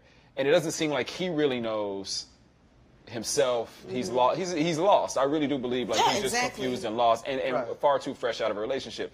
But I feel like even if he had gone and sat down, even if it was, hey, do you know what? Just sit over here and chill. You could be at the domino table. And I'm gonna go make you a plate. I think he still would have felt uncomfortable because I think then the conversation at that table would have turned intimate, right? Which would have then made him realize like, oh, I'm not ready for this. I'm not supposed to be here right now. And look what you told your coworkers. I'm just helping somebody with some chairs. You didn't want to go anyway, so it would have been a little bit awkward regardless. Do you think that he's really a nice guy? A F boy masquerading as a nice guy? Do you think that's what it really is? I think so, because I think I feel like she was led on just a little bit. Even though I feel like she could have taken a step back, she kind of was led on a little bit. But I kind of side with Lawrence because I understand. I've been in a situation where I don't know what to do, but I don't want to hurt you, but I like you. But I don't know what to do. So I get it. I get it. I mean, honestly, I feel like the space that Lawrence is in right now is something that a lot of men can relate with. Exactly. I feel like that's why there's such a big, response to your character right now, man, because I feel like a lot of guys have been hurt and don't know how to cope with feeling vulnerable like that. You know what I'm saying? Like, to feel like your girl stepped out on you, So, like, sometimes I feel like we overcompensate after the fact, in ways that feel, quote-unquote, manly, but, honestly turns us into, jerks. And, I've heard. It's not using your words. I'm not too sure if Lawrence is truly a jerk because he has led with real honesty. Real honesty, especially dealing with your character. He's trying from an honest place. So, I mean, the effort is more than a lot of guys are doing, but obviously he is, Yeah, the effort is more than a lot. He's messing up, though. Taz responded and said Lawrence would have stayed longer had he was given a plate. Hell, I would have. For real? The right kind of plate? Who knows? But you didn't even stay long enough that the ribs was still there. We setting up chairs. Food is a love language. He left Listen, before we even got a plate ain't ready. Food is a love language in every culture on the planet. It don't matter where like you at. 2.4 seconds. Missed out on all the ribs. Yeah, but he walked up with all these chairs and stuff. All this work he was doing. It was a little bit like, whoa, chill, but whole lot. Stick around and even taste the food. He was wheeling somebody auntie out the. She really had you working, bro. Yeah, really had you well, if you're bae, right? Kids was elbow kids. Somebody shoulder checked him. If you're bae, help out a little bit. For real. For our last comment from the fans, Tony is from Tony. Tony says, "Did Lawrence even feel bad about the way he treated Issa?" What do you guys think? In what respect? Like after they dealt with each other? I think I think after she cussed him out. I think at the very end where she cussed him out, he's standing on the roof in the phone call. Gotcha. At the Startup Saturdays. Do you think he felt bad? You think he genuinely felt bad? Yeah, when he cursed her out, I don't feel like he meant everything that he was saying, but it was just anger. I mean, you slept with someone while we were in a relationship. What am I supposed to do? You don't think she meant everything she was saying to him? Oh, to him? I sort of think so, but a lot of times when it comes to anger, we say stuff we don't mean. So I don't think that she meant to say everything. You know what I'm saying? Do you think he was genuinely sorry?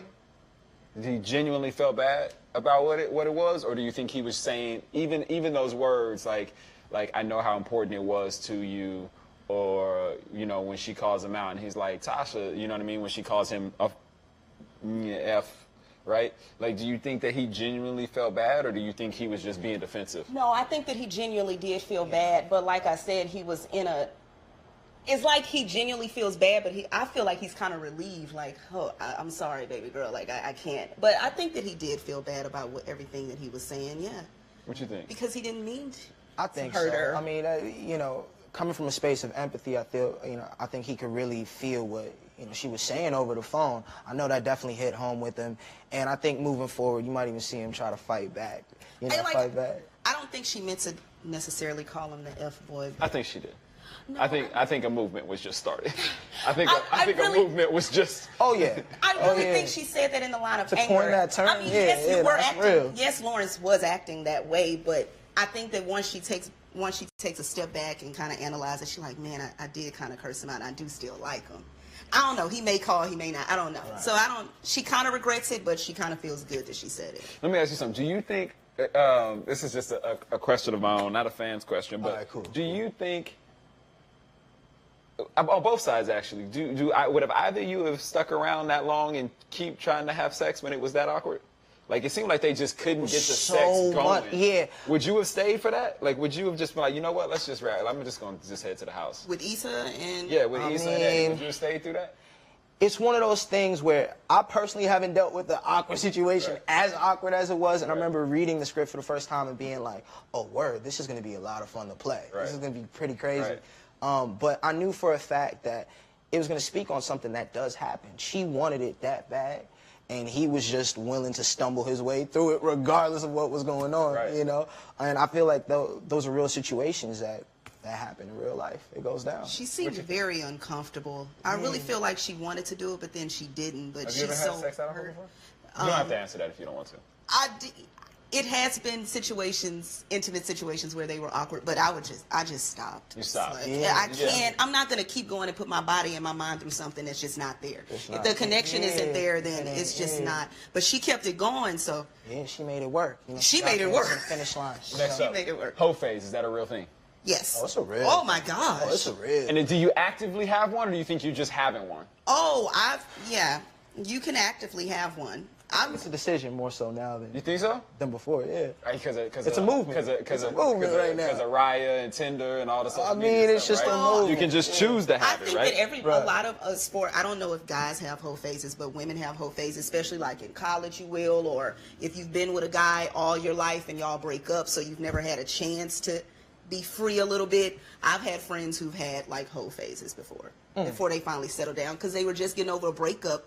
They've been with the guy since like middle school or high school, and they've never got a chance to be free. Or like in college, women have the hoe phases, as well as men.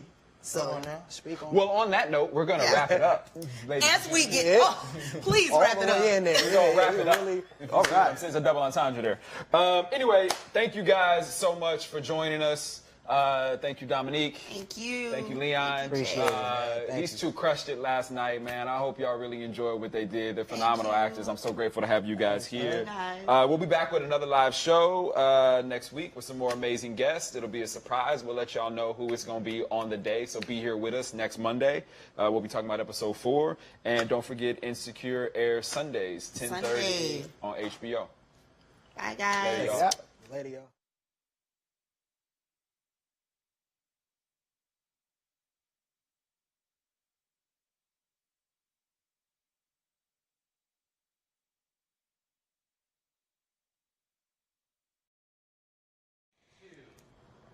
Hi, it's Tasha Rothwell. I play Kelly on Insecure. I'm guest hosting this Facebook Live event. I'm not Jay Ellis. He's somewhere thinking about all that Lawrence has done wrong. I am here with none other than Sharonis Jackson, a.k.a. Dro, a.k.a. the tallest drink of water I've ever. He's so tall, y'all. He's so tall. But we are here to talk about last night's episode. Yes, let's talk about it. Let's talk about it. The episode was hella out there, and we know you have thoughts and feelings about it. I know I do. Yes. So make sure to comment, send your thoughts and questions, and we'll get to them later on in this broadcast. But we want to know what you think. And, okay, so, Sharonis, yes. You have been very publicly Team Lawrence. Lawrence Hive, to be correct. Lawrence Hive. Thank you, yes. Whatever. Yes. Team Issa all day. And I just wanted to remind you guys at home, if you guys aren't quick to remember, Lawrence met two young ladies at the grocery store in last night's episode. And he decides to bail on Chad, which is not bro code. Come on, that's not great. And he takes the afternoon to sort of hang out with them. Yes. Let's take a look at the clip. Hey, Dum Dum. Where are you going with all that drink? Just going to my boys to pregame. Does he look like Craig to you? Oh my God. He does. I know, right? So, what are y'all getting into? We're probably just gonna be chilling at the house, drinking some wine, trying to stay out of trouble. Y'all in trouble? Depends. Man, sucks that you're gonna be hanging out with your boy tonight. What?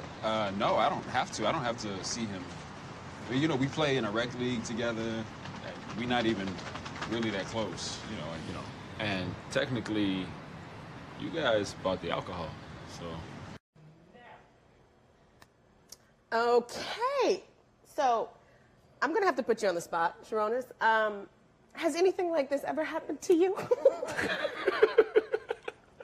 I mean, you're just out in the world and you find yourself in a predicament like this?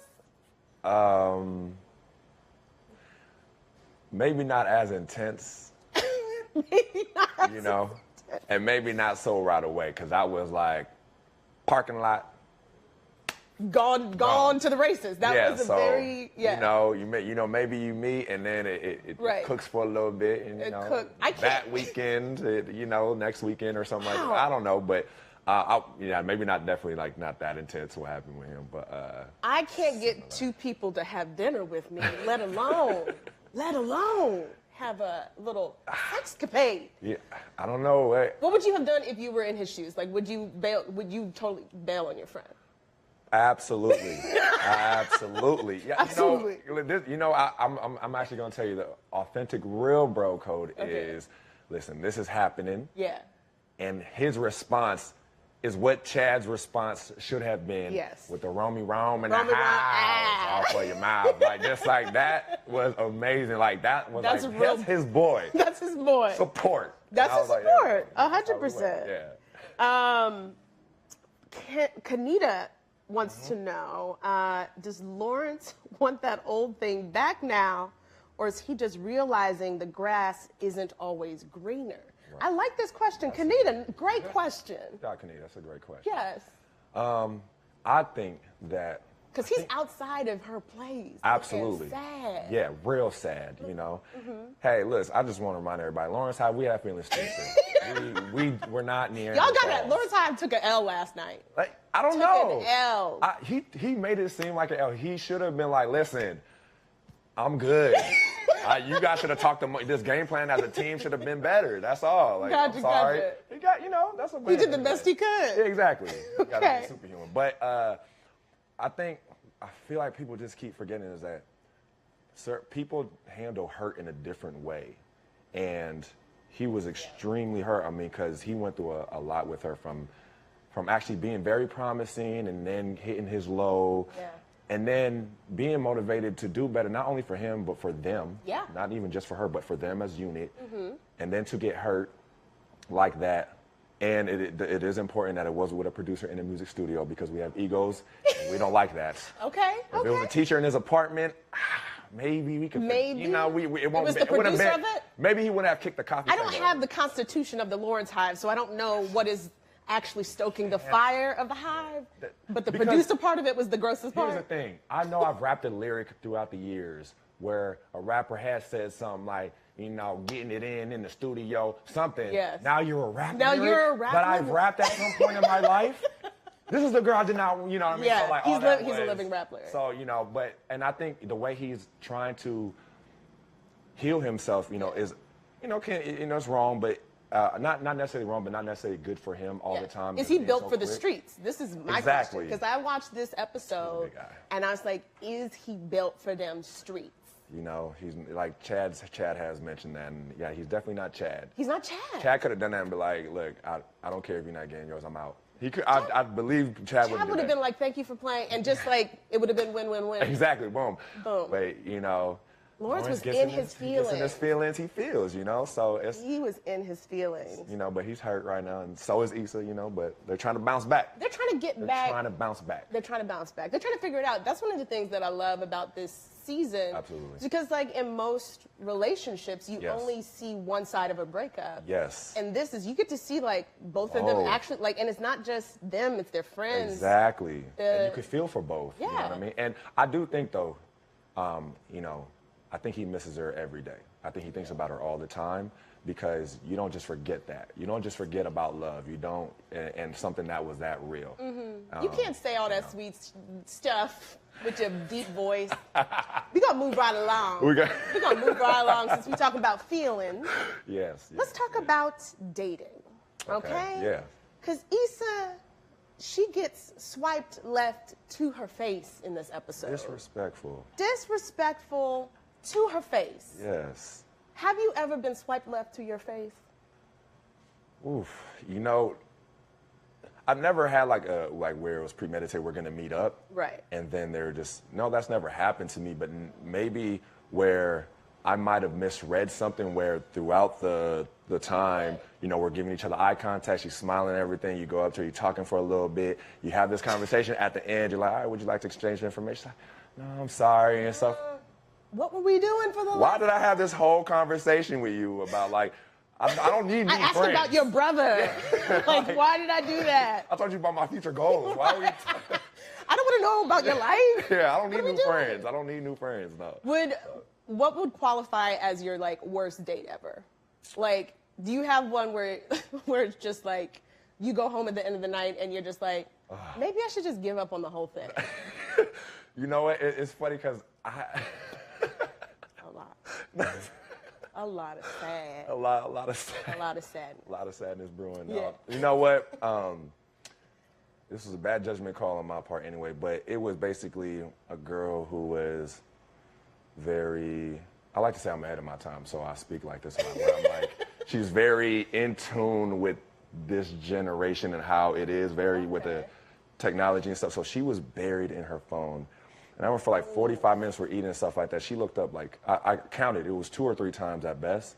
And I was just like, no, honey, this is not it. And she was like maybe a little displeased at how I wasn't so like, I didn't care about.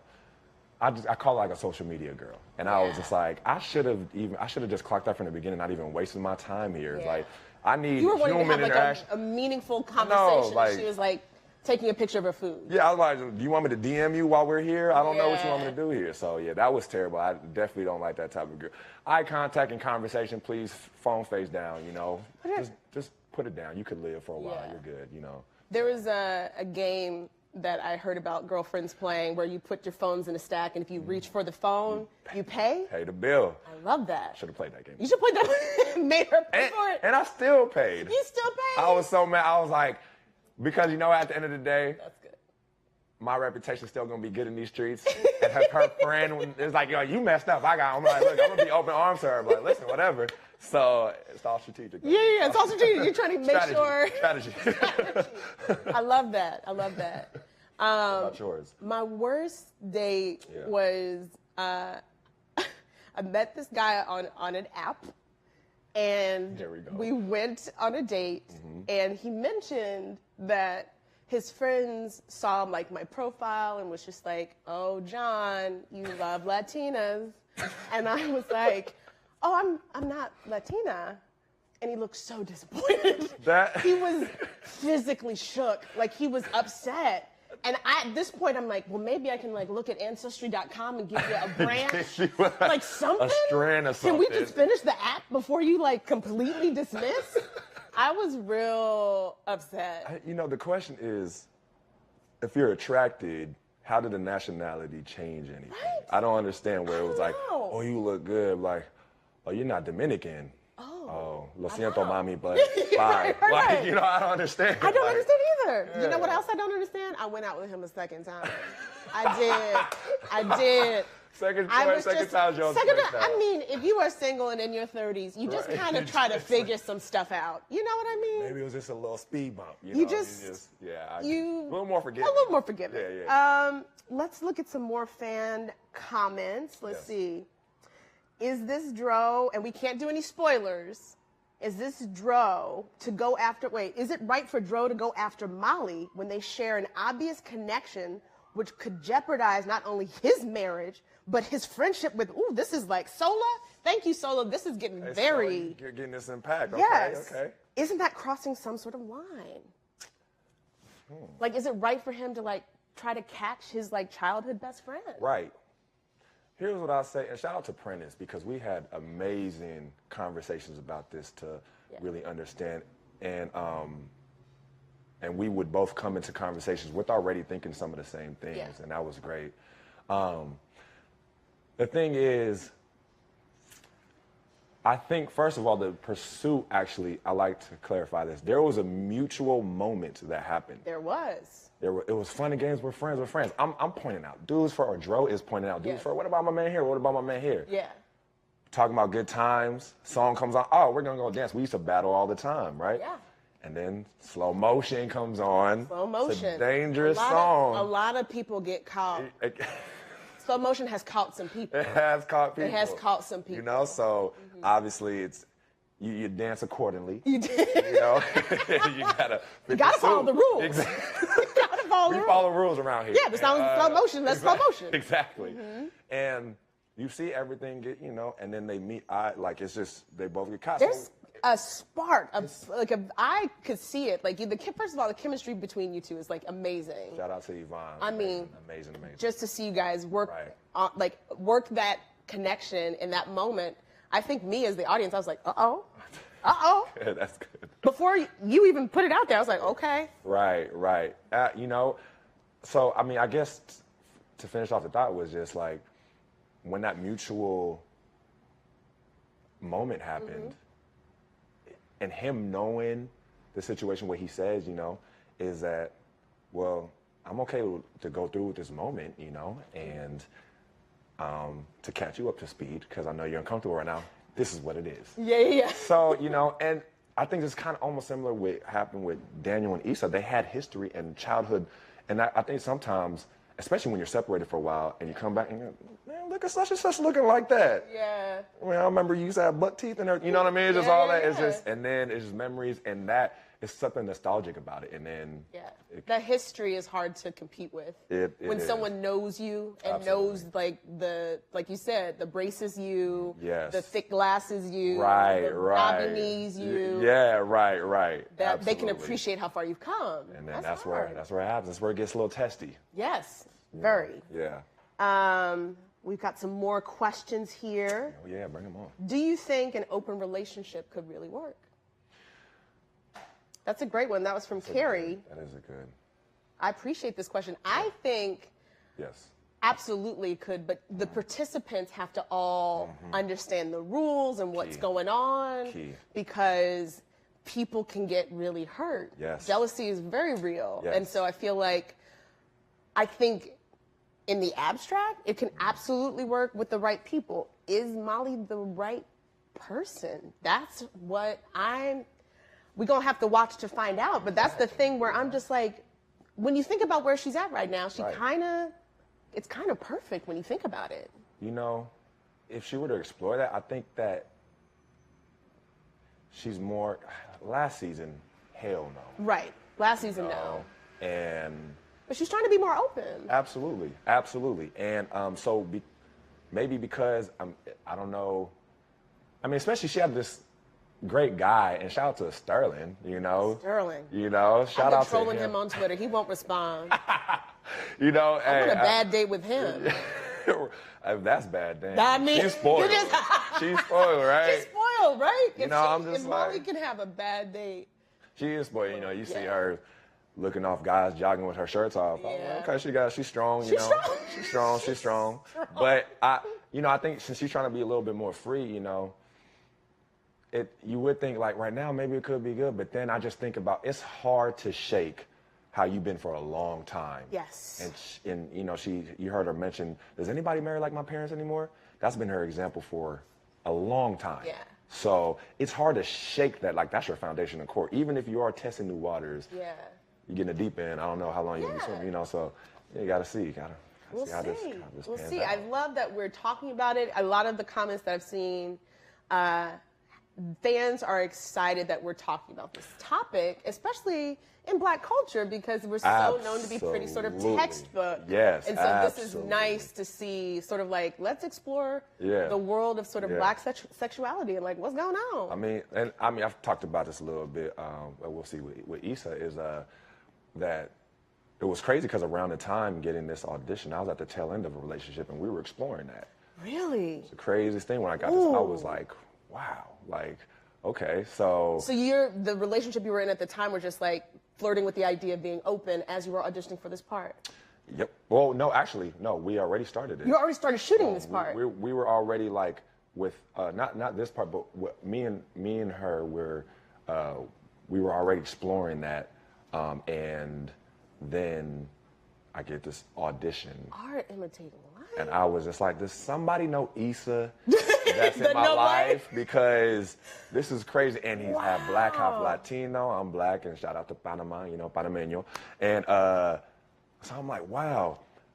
I was just like, this is insane. So that's like, for me, to answer her question, I think it can, but there just has to be 100% trust in the partners. Yeah. I think you guys have to definitely connect, you know, mentally, spiritually, and physically, and then go from there. And then, like you said, what you said was very key. All participants understand what's going on in the rules. Like, at the end of the day, priority is who I'm with, you know. And so, that is art. It's like, if at the time I got the show based off of what was going on in my life, I would be on a show about home improvement and like making specialty cupcakes. I watch a lot of food-based and home improvement-based television. So I'm glad flipping houses. I would have been doing that. I'm glad that your version of art and life I want to watch. This would have not been a great show.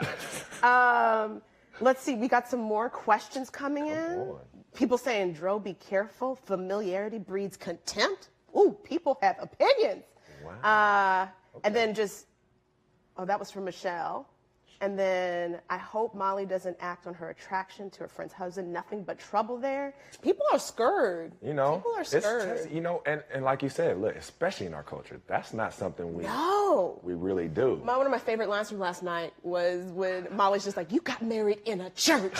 You got married in a church." Right. Look, I didn't expect things to happen like that. Yeah. You know? He's like, "You got married." You didn't get married by a river by a Wiccan. It was like, this is something more traditional. She's expecting traditional. Yeah, and the line, I think Issa said it, was, I thought that was white people stuff. Because we don't really explore too much like that. Right. Shout out to white folks for just exploring, do your thing. Because we got to embrace a lot of stuff, We just have to figure it out. Yeah.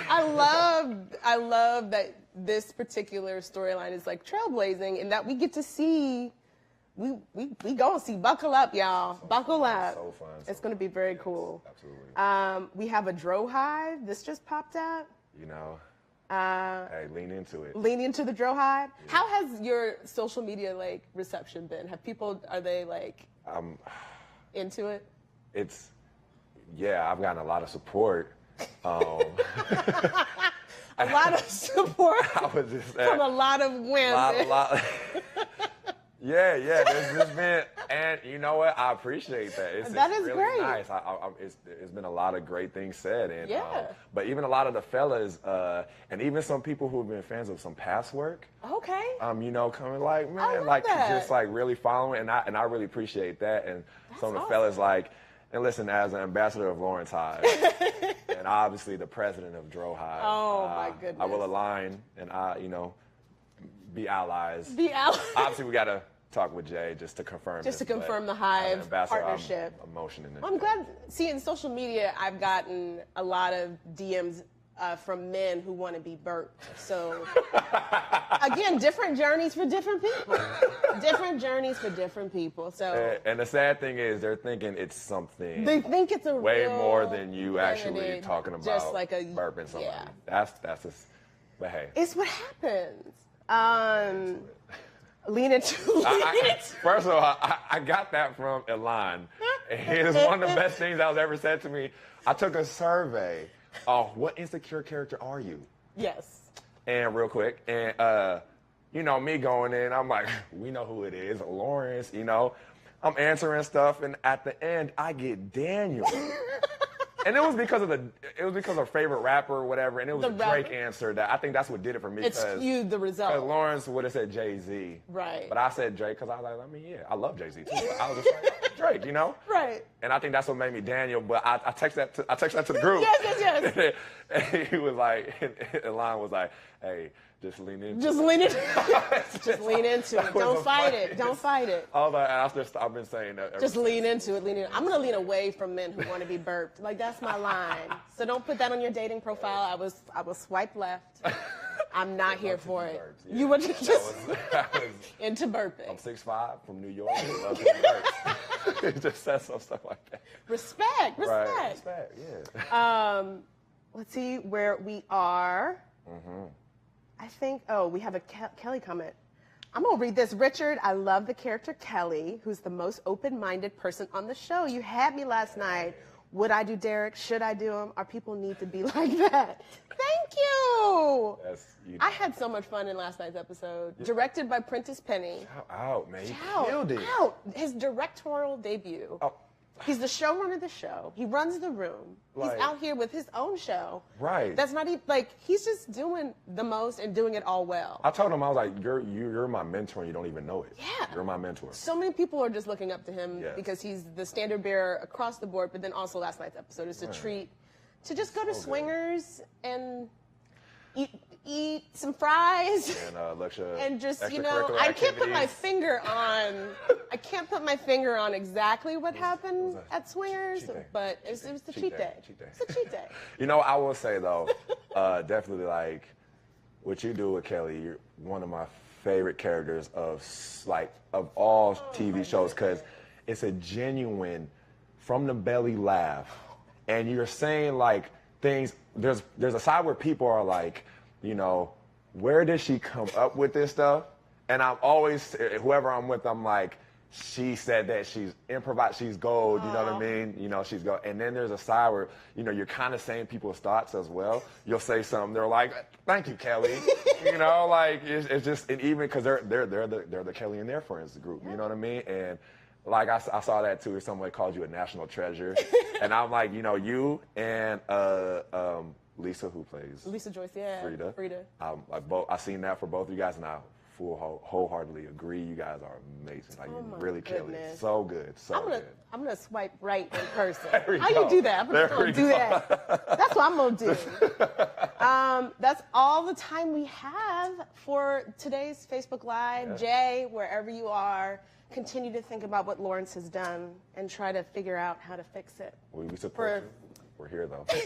The Hive's here in full effect. But before we sign off, I want to encourage everyone to check out Insecure's Insta story, where the cast is telling their bad dating stories. You get the lowdown on everyone's bad dates. And check out, let me see, what else? Oh, share your own your bad dates. Please. Solidarity. Please. Please. Check it, like, hella bad date, hashtag hella bad date. Yes. And you could just score some, like, HBO Insecure swag to soothe the pain.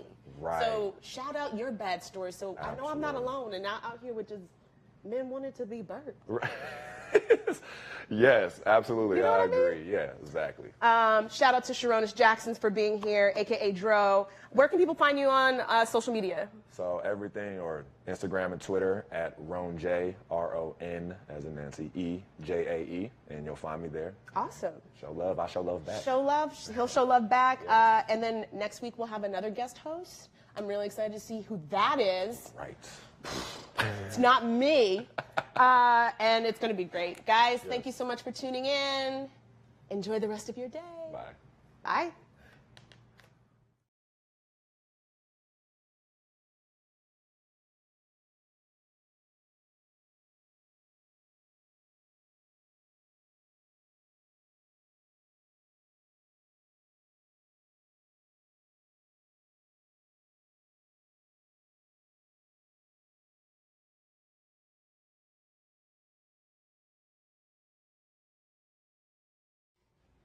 Hey, what's going on, y'all? It's your girl, Yvonne Orji, a.k.a. Molly on Insecure, a.k.a. I make really bad decisions. Woo. And I am filling in for Jay, who is living his best life in the Grecian Islands. But I'm here with my very special guest, Mr. Wade Allen Marcus. Hello. Also known as... The Truth Teller.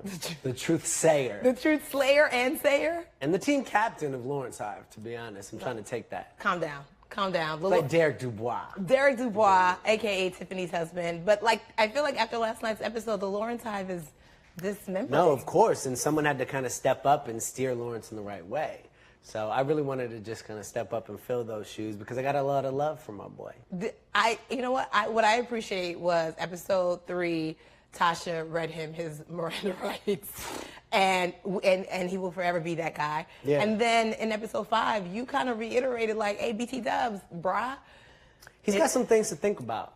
He definitely has some things to think about, and I feel like we feel Lawrence. You know, we love Lawrence, of course, but things are getting a little bit off track, and so someone, I guess Derek, had to come in and kind of help things get back in line. But you know what I read through the interwebs?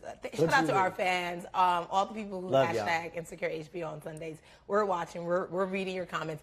Somebody said, but how Derek gonna talk about Lawrence though? And we still don't know why you were in a hotel. Oh, yeah. Well, Will we ever know? I don't know if we'll ever know. No, I don't know if we'll, I don't know if we'll ever know. But the truth is like, sometimes if you've gone through experiences like that, you know, you have somewhat of a hindsight view to be able to be like, hey, let me just let you know that you want to make sure you're on the right path. So you know, hindsight is 20/20. So you're giving your boy like... Yeah, most definitely. I mean, you know, come on. Like I said, like, they don't know what I did, and I think it was a good thing. Now, yesterday, Lawrence like fell victim to a thing that you don't really see a lot of men falling victim to, which is cyber stalking their exes. I love that. And you know, so the same thing Issa did with Tasha, Lawrence found himself doing with Daniel. Is that a thing that you've ever done? 100%. 100%. Which part? I've cyber stalked exes. Now, you know, like in a very casual, friendly kind of way. But the truth is, you know, we live in a time where information and social media and pictures is just readily available. So that's the thing most guys do. Like, it's I can't speak for most guys, but I think it's definitely something that should not be just a stigma for women. Is they're like going off the deep end, trying to be like, what am I gonna do now? Like, you know, men can unravel also. I like this guy. I like this guy. That happens. He's a truth sayer for real. All right, so folks are kind of mad at my character because we're not the same person. I'm Yvonne, guys. Hi, I'm Yvonne. I've read your comments. Molly is an issue. You're just embodying her. Embodying her. So they were kind of upset. For one, they said that Molly overreacted when she found out about her parents. Oh, interesting. Do you think that it was a overreaction? Well, you know, I think you can go down a tricky path if you are really just trying to find your man in your father, or vice versa. Like daddy issues. So yeah, somebody got daddy issues. You know, if you've got daddy issues and you're aware, like your character is, I think you have to be real with yourself and say, you know, that's not something that you should definitely like get all roused about. But I think, look, everybody has an ideal situation that they're looking for, and if that's Molly's, then she has every right to want to strive for something. Yeah, I think we have a clip that kind of sets check it out. He wasn't supposed to do something like that. I'm sure he feels terrible. Good. He should feel terrible. Well, why are you even defending him? I'm not. I'm on your side. I'm just trying. And I just feel so fucking stupid. Here I am trying to... He wasn't supposed to do something like that. I'm sure he feels terrible. Good. He should feel terrible. Well, why are you even defending him? I'm not. I'm on your side. I'm just trying. And I just feel so fucking stupid. Here I am trying to find a nigga like my dad, thinking that my parents' marriage is the thing. All the while, their whole shit is fucked up, too. That doesn't make you stupid. It doesn't. You're just trying to find someone who loves you, makes you happy. You should. That daggone sweet talking dro. That voice. That like can't help it. I just like. I mean, what he say? He said you deserve a man. You deserve to find love, and you should. He made me believe that I should, and I deserved it. I mean, here's the thing. I've definitely been conflicted about whatever that situation is, and we don't really know what's good with Dro and Candace. You know, we only see it from Dro's perspective. You know what? A lot of people think that he's lying. Right. About being in an open relationship. Yeah. Is there a lot of trust? I think he's being honest, but we don't know for sure. Okay. But I will say about that moment, like, you know, when it was between him and Lionel to see who's going to go after you, Lionel hesitated. He didn't go, and so in that moment, whatever my feelings about Dro and whatever he might be doing, because he stepped up and was like, I got this, there was a hesitation there, and so he was there for Molly. And I appreciate that because I think a lot of people did not see that part. And shout out to Sterling K. Brown, who is a consummate professional who we loved having on the show. Welcome back anytime. You're amazing. But Lionel did not step up. No. But Dro did. And I think that speaks to their friendship. And I also appreciated that at the end, like, Dro was really just trying to be friends. Right. No, he was having his girls back. He was going to take a lift back home, and Molly had that reach back. Right, exactly. So you didn't know he was going to blow the back out later, but like, in a sweet way. But I think he was looking out for her. There was some pent-up frustration on Molly's part. So we got a Facebook comment. I think Olivia Armstrong, he says about Derek. Derek's a real friend. He's a real friend that a lot of people need. Dropping those truth bombs you don't want to hear, but you need to hear. Yeah. Now, but here's the thing, though. Guys don't have, like... Guys that do that? Yeah, because I know dudes who are just like, yeah, you know, I know he effing up, but, you know, that's my boy. It's like, what? Right. Well, I mean, it's an interesting thing because, you know, Derek and Issa went to college together. Yeah. So he has met, you know, he's known Lawrence for a while. Okay. But it's kind of through Issa. And so sometimes when you have a little bit of a distance, you can be more honest with someone like that. And I think, like, he sees Lawrence as someone who's, like, a great dude, but is not quite, you know, seeing the whole picture. And so from that vantage point, he can be like, look, you and I don't even really know each other like that, but, like, I'm going to tell you this truth. Would you do that in real life? Are you that dude? And do you have dudes in your life that would be like, yeah, 100%. Well, Shout out to 100%. all my guys, because the truth is like, Dang, how many guys you got? need those. No, just a couple real And are any of them single? Asking for a friend. I mean, you know, we might be able to hook something up. We'll see. But no, I think it's important to have people like that around you, telling you really what's good. And you know, I love Chad, but yikes. Yikes. So we have another comment. Someone says, do you think Molly could be happy? This is from Olivia as well. Do you think Molly could be happy with Dro even though he's married? Like, what are the gray areas to open relationships? Is someone gonna get hurt? How do you navigate, like, that's my wife, but I'm free to be with you, but like then emotionally? I've heard that people... You've heard? I've heard. I don't know personally from experience, but I've heard that people are able to navigate that. And that really is just through a lot of honesty and a lot of communication. Yeah. And so I think that would be very difficult, knowing Molly, you know, who she is and what she's looking for to be happy in that relationship. Like, a lot of things would have to shift for her. A lot. Now, but I don't want to put your business on blast, but can I talk about your relationship? Sure. You want to talk about my relationship? No. I can say you're engaged. I'm engaged. Okay, you're engaged. Yes. Shout out to love. Shout out to love. Out here finding real love in a hopeless place. It's a beautiful thing. But would you ever consider an open relationship? You know, well, here's the thing. Like, I'm going to just switch back to Drew and Candace for a second. Only because, like... Good answer. I don't know how long they've been married exactly. I don't remember. Okay. And I can't say, you know, we're just engaged right now, so that's not something that we're thinking about or even would want to. But later on down the line, you don't know. You know, I'm very much of the belief that, like, every 8 years or so, like, you got to re-up. You know, like, people... So are we, like, talking Nintendo? Like, are we power... Are we power up? No, but just in this what do you idea... mean by re-up? In this idea that, like, we grow and change as individuals. Okay. And so, after a certain amount of time, I call it 7 or 8 years, I don't know, it could be some other time, but, like, you really check in and say, are we...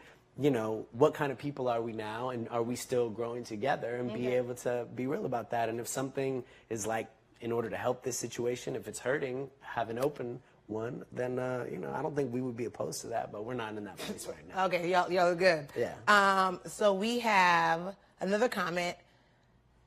Someone says, it was just a moment of weakness. I'm nervous for Molly, and Dro is way too smooth. Yeah. I mean, and I heard people yesterday on Twitter were like, Molly needs to go back to therapy. She could. She could. She could use it, right? I need to talk about some stuff. But, you know, yes, I think more than just a moment of weakness, I think she was really hurt. Yeah. Her father was that figure that, like, I want to live up to this. And I see how happy he makes my mom. And I think that really crushed her. Yeah. To the point where... No, she was for sure at a very vulnerable place. And I think, you know, really to Prentice and Issa and Melina for the way, and Tina, of course, who directed this episode, but the way that end was treated. You know, she was in a vulnerable place, but Dro was respectful. You know, he walked her to the door, he drove her car home, was gonna lift home or whatever it is. But it was Molly who was like, you know, this is bringing up a lot of feelings, and so things happen in the world. Things happen. So we got Allison that says, Lionel and Molly, they're not feeling each other, but they're checking off each other's list. Right. What is it about that person that you meet and you're like, oh my God, like, we could be perfect, but there's just something, maybe you're too perfect? Like, do people just like messy? I think people like surprising. Oh, I think that people really want to be surprised in a relationship, and that it's important to be able to be surprised. And so when you are checking off boxes and everything's like good on paper, you feel like you're missing a certain amount of spontaneity that's like necessary for a relationship. I like this answer. You're a smooth talker, bro. No, I mean, I just think that that's the truth. You know, you got some wisdom. So everyone's very nervous. Alicia says, so what's going to happen when Dro's wife comes back? Oof. I don't know. Awkward. You know, I mean, like we said, we don't know what kind of conversations they're having. Don't. But he said, like, at Kiss and Grind, he said, you know, like, they're honest. Like, if something happens, It happens. Yeah, so as long as they stay honest, I guess that would be okay. But I guess Candace gonna be all right. Who Somebody even knows? yesterday on Twitter said that it's gonna start AKA Delta beef. Oh, because no. Candace is the Delta and Yeah. somebody's the AKA. I was like, people y'all just be stepping at each other like they're gonna have what to you have a say? whole. I don't know. No, meet me at the quad. What's happening? All right, let's see here. Da-da-da-ba-ba. Ba-da-bop. All right, so wait, so also yesterday, okay, because Issa is now having a hotation. Peace. Lord Jesus. Shout out to hashtag hotation. Have any of you had hotations? If so, please let us know what that looks like. What that looks like and how problematic that may or may not be. And are you more successful at it than Issa? Because I think she's just having a hotation in speech, but not in action. Yeah. Because it's not working out for her. Well, that was interesting in her scene with the date Nico. Yo, Nico. You know, because Nico's cute. Nico's a good-looking. Was that what she said? It's not supposed to do that. Racist. Sorry. But no, I think that was interesting because she's obviously trying to she's just trying to get it going. Yeah. And Nico was a real gentleman, and he was like, "This is not going to happen tonight, but I feel you." And that obviously wasn't in her plan. But I think, could he be her Lionel? I feel like I'm seeing a parallel. Like we just don't maybe want no dudes who care. Nobody who care was about good us. on paper. Only surprising and spontaneous. You better do something crazy if you want to get with these girls. This is why our fans are so mad. They're like, okay, so he respects you. He wants to pay for the bill. Okay, shout out to the fake reach. Okay, I think every girl on a date has done the fake reach. Oh wait, dudes have done that too. Actually. Wait, what dudes are doing the fake reach? Like it's not fake. You're supposed to grab it and pay for it. Right, unless I'm like, you got No, it? there's no, fellas, let me say right now, if you ask a chick out on a date, there's no, we're going to fake reach. We're not trying to pay for it. We're reaching for Altoids that we left in our purse, okay? Just want to let you know that right I've now. been on dates where it wasn't a fake reach. It was like, before the check even landed, she was like, thank you. And I was like, oh, this is a hard time for me. I don't even know.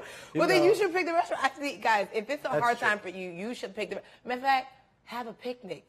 You go to Ralph's or Trader Safeway Joe's. or wherever, get some white Wonder Bread for 99 cents. Yeah, you get gotta, some salami. You gotta be creative.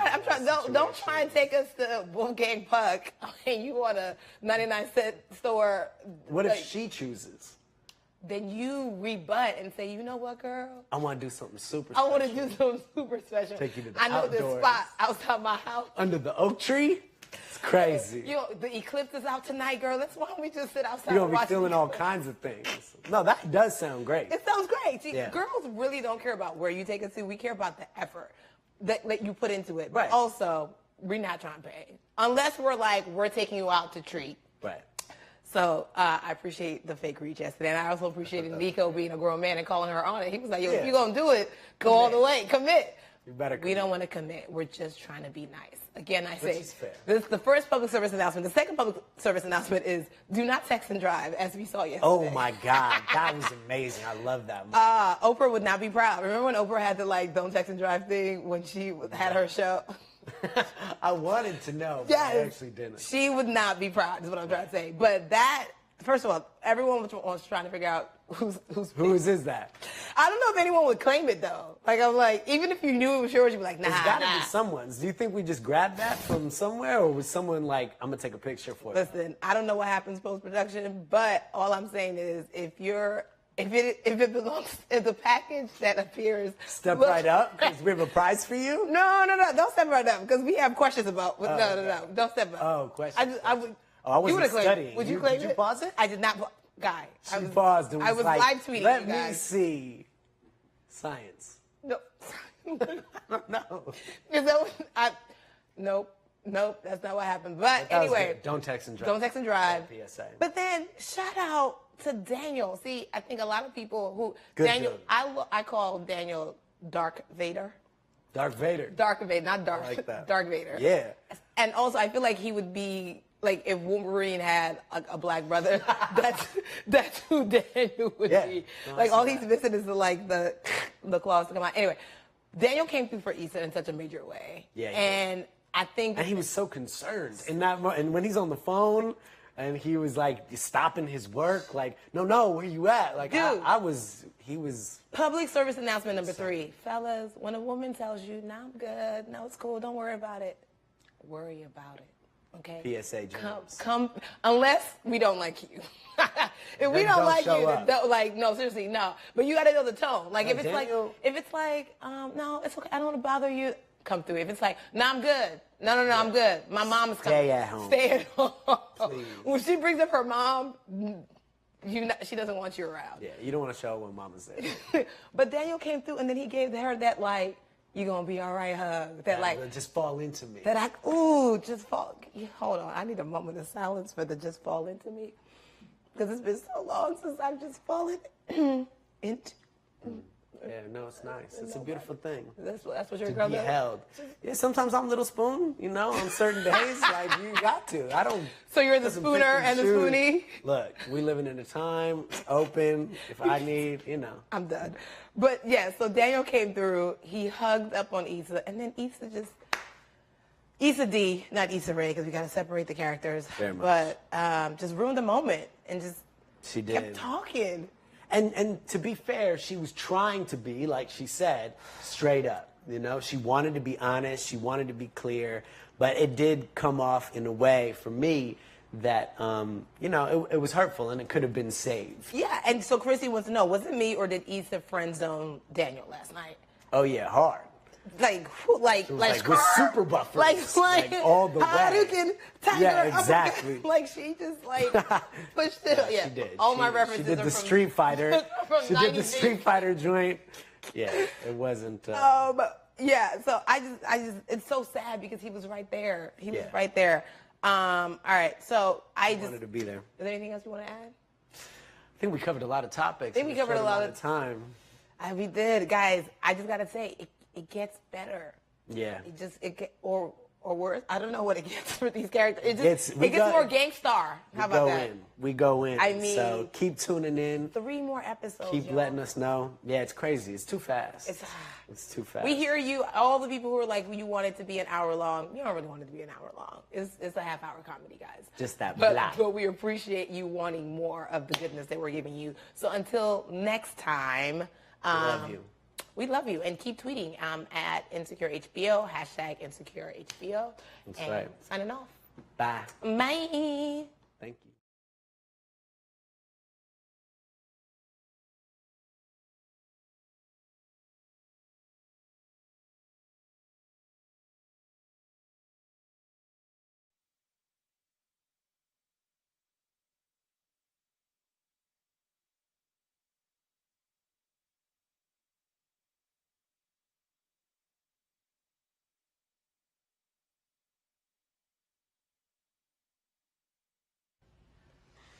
Yo, what up, y'all? This is Jay Ellis, and I am so excited to be back hosting this Facebook Live.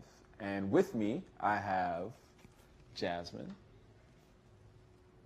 Hello. She plays my badass coworker Aparna on the show. Yo, this episode might have been one of the most talked about episodes. I think so. Of the season. A little bit. There was a scene last night that had everybody just.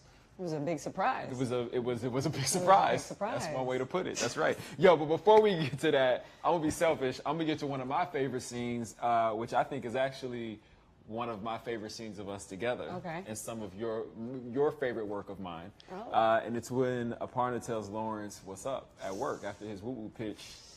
She does. Doesn't go so well. He thinks it goes great, but she kind of. She knows. She knows the truth. All right, so we're gonna go to this clip. Y'all check it out. Hey.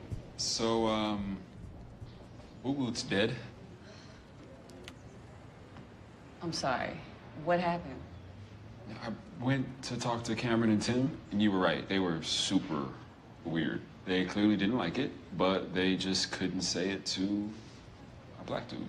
Is that what it is? They asked about my shoes. Twice. Fuck. Yeah. You know, I had a feeling it was something. And they're also really weird around these. I mean, I don't know. Deep down, I kind of thought woo-woo might not still be. I don't know. It had been a part of my life for so long. No, I get it. I was working on this app that was supposed to rival Uber and Lyft. I called it Drive-By. Drive-By? Yeah, I didn't really think that went through. But it's okay. You know, sometimes saying goodbye means you're making room for something better. Yo, so this season has examined a lot of workplace issues, right? Like from Molly to Issa, and Gender now, pay gap. yeah, right. And now here we are with Lawrence. So, have you ever experienced anything like this? Have employers been distracted by these before? Oh, Is that very a much thing? so. Yeah. All the time. All the time. I think I've been in Aparna's shoes way more to where I've done projects and I'm very, what men tend to say, aggressive about certain situations. I'm trying to make a point, and it just never really works out that way. You know what I mean? Right. Where they don't say, oh, okay, yeah, I totally get what you're saying. I totally understand. Yeah, this absolutely, we're wrong. Like, what we're doing is wrong. They normally go, yeah, you don't know much.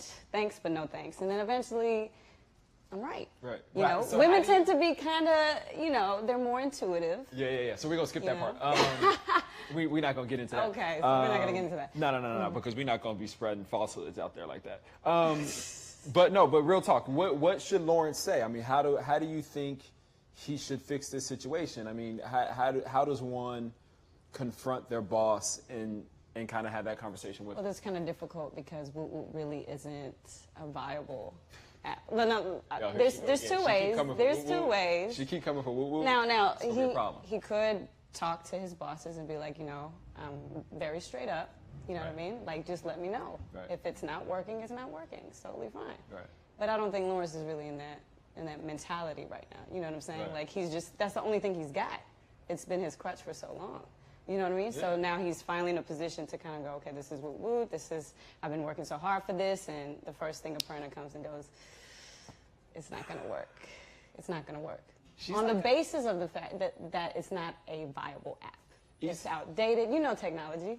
Yeah, it moves. Yesterday, yesterday. No, so, it moves. It moves yeah. quick. But I think she could have just been a little more supportive.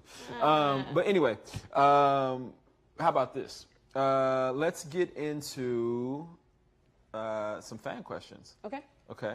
I think that's where we're going. Yeah, we're going to get into some fan questions. Kay says, what are your thoughts on a non-black person telling Lawrence his app idea was mediocre? As a POC and a woman? Yeah, I mean, coming. Interesting question. This is a very interesting question. This is a woman of color, so this is a. So it depends on. Yeah, for me, I think it's very straightforward. I think Aparna's been through that. You know, she's been around the block. She's Aparna 6.7. So for her, she's like, hey, I've been there, I've done that, especially as a woman of color. You know, there's a lot of things that I'm quite aware of, and she's been at Meridian longer than Jay, or longer than Lawrence. Yeah.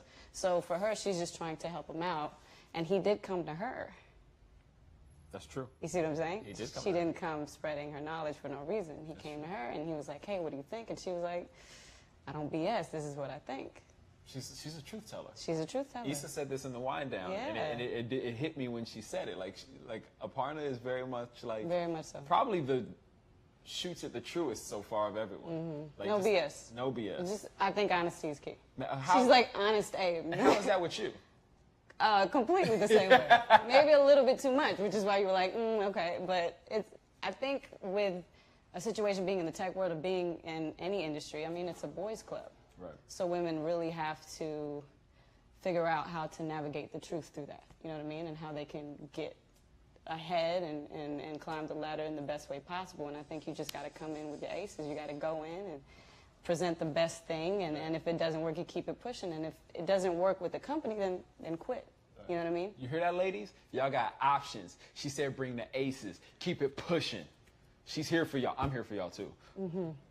Because don't forget, Lawrence Hive needs to come. No, Lawrence back Hive up. Lawrence they Hive just need to. Lawrence Hive is always here for me. Okay. You know what I'm saying?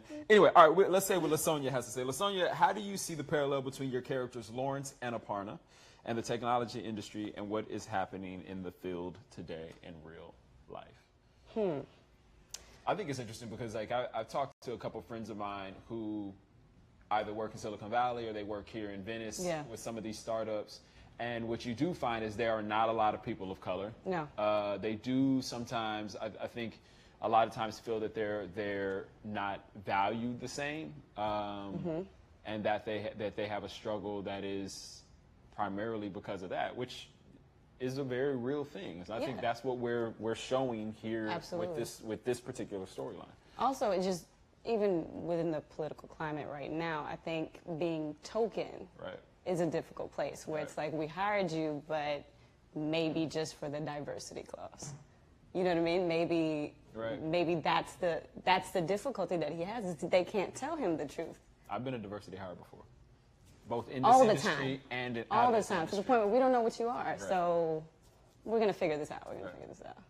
All right, Daniel says, was it me or did Lawrence and his coworker have a moment? Danielle, sorry. Was it me or did Lawrence and his coworker have a moment? I don't like it. No. Danielle over here hating. What's up, Danielle? Please tell me why. Maybe. I think they got really close at work. I think they trust each other now even more so than before. So anything's possible. I agree. I think there was something there. There's a little bit. There was some vulnerability, and I think that's what's interesting about this character, about the Lawrence character, is we haven't really seen him be totally vulnerable, especially with a woman yet. You know, he had a moment with Tasha, and then obviously he kind of like clammed up in his own way. And this is the first time where you're kind of getting to see him talk about his dreams and his aspirations, and now he obviously speaks to someone that he trusts and he values her opinion. Well, they also have a lot of similarities. They're both in the coder, you know, tech world, so it's the fact that they can help each other out. They share the same struggle. They get it. They're POCs, they get it. They understand it. And I think he just opened up to her because he felt excited. And then the truth was revealed. And he had to revisit that, like, have I been hanging on to this longer than I should? So I don't think you should give up, Lawrence. If it sucks, you should. Sorry. But why you always gotta be? Why not? It's the truth. It was bad. I was dying everywhere. Stop. You know that. Come on. Megan, Jay, what do you think Lawrence's stance will be dating someone from work as he's going through the breakup with Issa? You know, this is interesting. I mean, I think Lawrence is still trying to find his way, so I don't know if we're really going to see Lawrence open up in that way. I mean, I hope we do. You know, I hope he doesn't kind of numb himself and kind of completely close himself off emotionally to the world.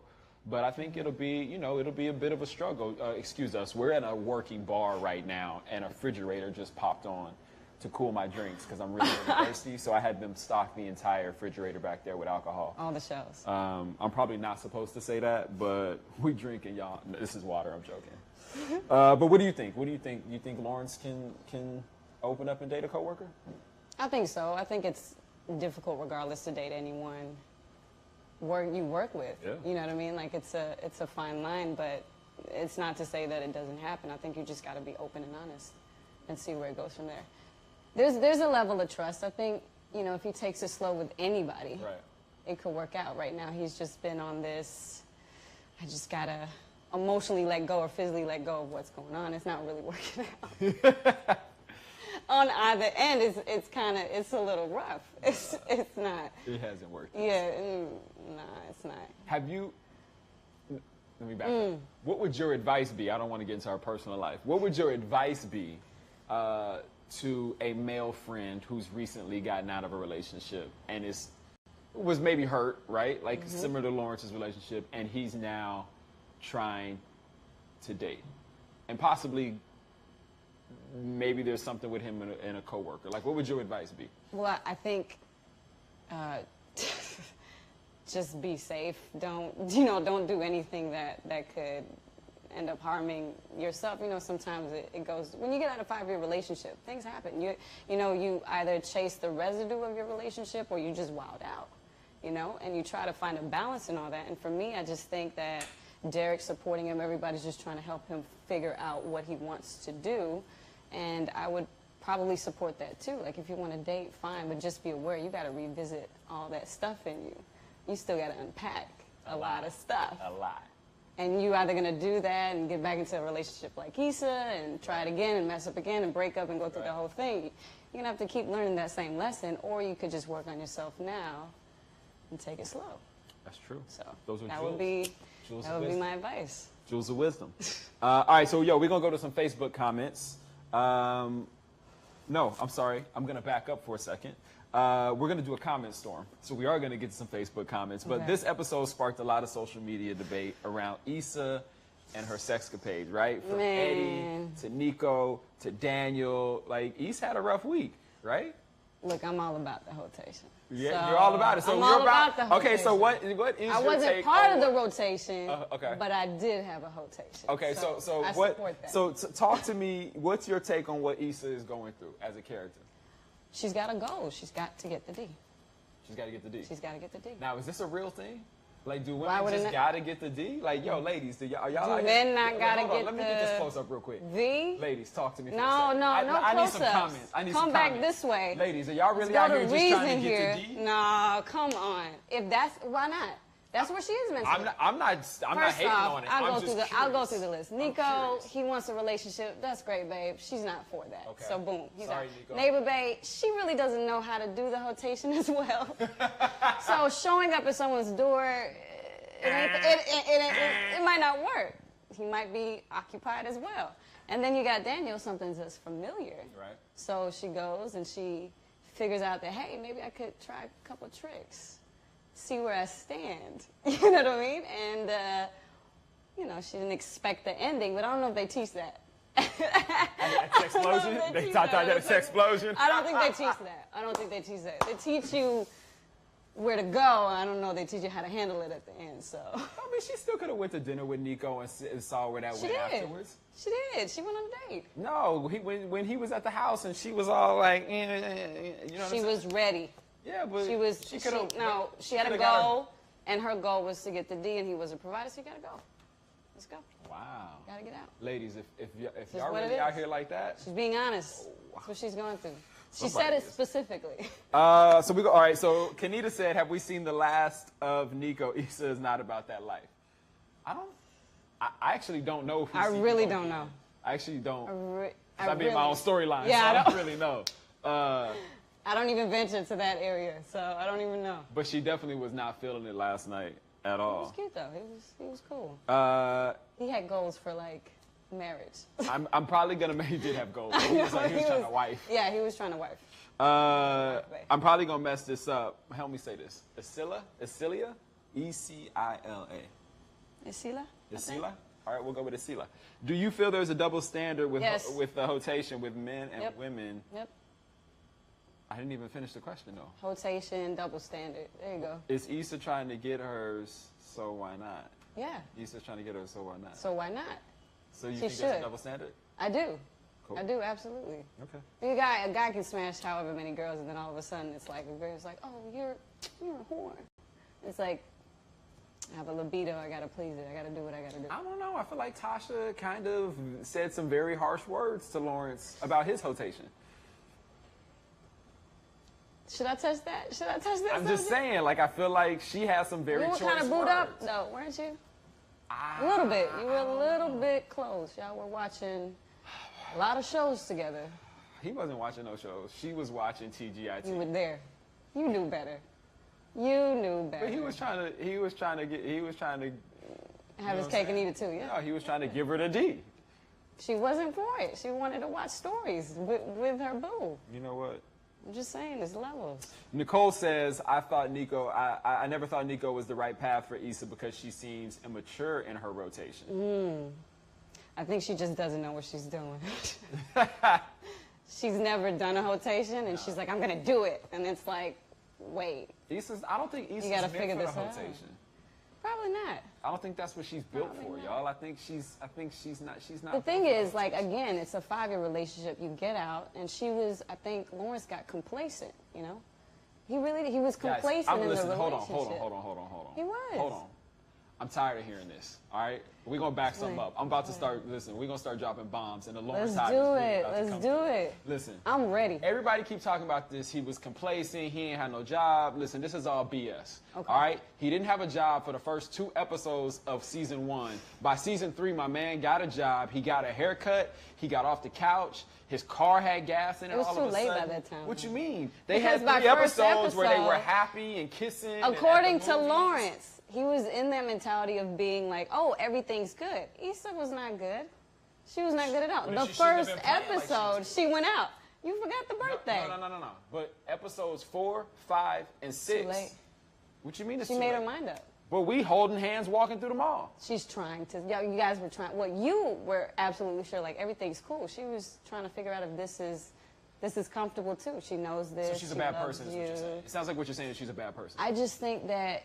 At her core, no. Just No if you one's really bad. get like right into the core of it, you can't it do that. sounds like that's an she imbalance. led him on. No, You know what I'm can't saying? do He walking through the mall holding her hand like, ooh, let's go look your rings. Well, by that time she felt guilty because she knew what she did. So she was a bad person because she should have just. I don't know about bad people. She just made a decision that was best for her without thinking about you. That's interesting. Mm-hmm. It's so interesting how women won't say it's that when it's that. Well, But I don't if a think dude Lawrence did is it- bad at all. If a dude did it. No, wait. Let me clear the air. I don't think Lawrence is bad or Issa. I think it's a very normal thing. They got together.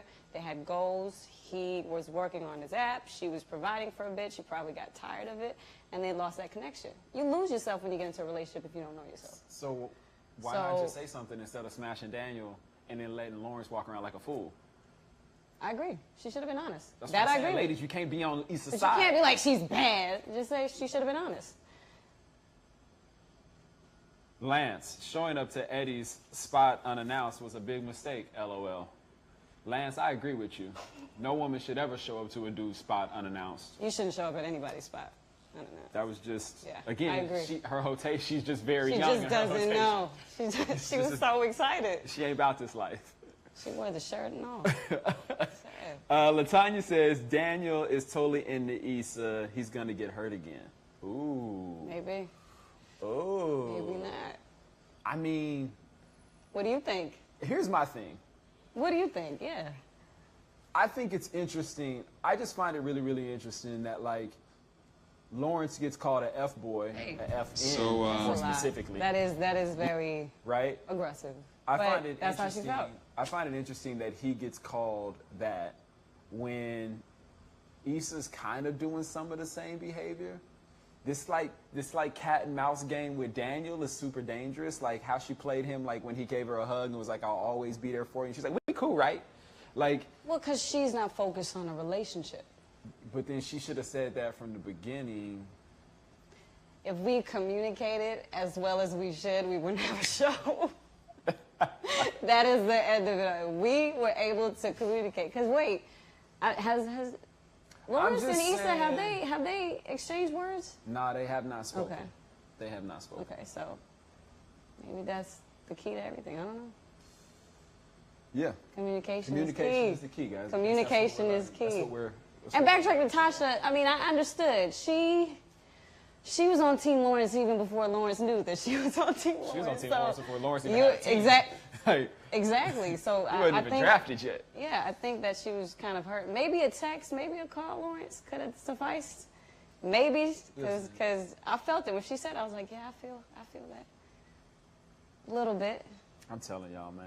But I understand it. My dude It Lawrence was- is catching the short end of the stick. I really believe it. But it's okay though. She's out here with some like just bad behavior. Lawrence was and cheated everybody's on. everybody's like, That's ha, ha, rough. ha, ha. To be cheated on, that's rough. Someone you love more than anything to cheat on you, you're gonna go through madness. I think Lawrence hasn't done anything at all, like too extreme. Threesome seemed that was That's a that single was man. quick. That's a single That man was- having a good time. Yeah. You had your rotation. Casey says, do you think Lawrence will ever own up to his part in the breakup with Issa? What do you think? I hope so. Do you think he could see it? Even after the conversation with Derek, shout out to Wade, who's a phenomenal actor. Thank he's you for fantastic. coming through. I think he's starting to see the truth, but he still has a lot of emotional withdrawal from what has happened. That's hard. It's like learning the truth, and you're like, okay, I can do this, I get it, but then you still go back to what you know. You know, he's very familiar with what happened. I mean, he was cheating. It's like you keep going, no, but she cheated. You know what I'm saying? No, but she cheated. And unless he can heal from that or forgive her for that, it's not going to work out. Yo, I want to take a second to make sure we give a shout out to Ben Corey Jones and Regina Hicks, who wrote this episode. Yes. And then Kevin Bray, who directed this episode. Incredible. And also directed next week's episode. I mean, I think we're so fortunate to get to work with talented, ridiculously talented people. Incredible writers and incredible team. Yeah, so I just want to make sure we give them both like a shout out because they did some amazing work on this episode. All right, here's a question about Molly. All right. April says, it seems as if Molly isn't understanding how an open relationship works. Isn't understanding how an open relationship works. You can tell that jealousy is already surfacing, but she doesn't want to ruin their friendship. Yeah. So she is choosing to not fully express herself. Your thoughts? It's a weird place to be because. Do you think open relationship? Do you believe in open relationships? Absolutely. Do you think that Molly should be messing with a dude who's in an open relationship? Well, Molly trusts Dro because that's her best friend. Candace isn't, right? So I think that she trusts what he says.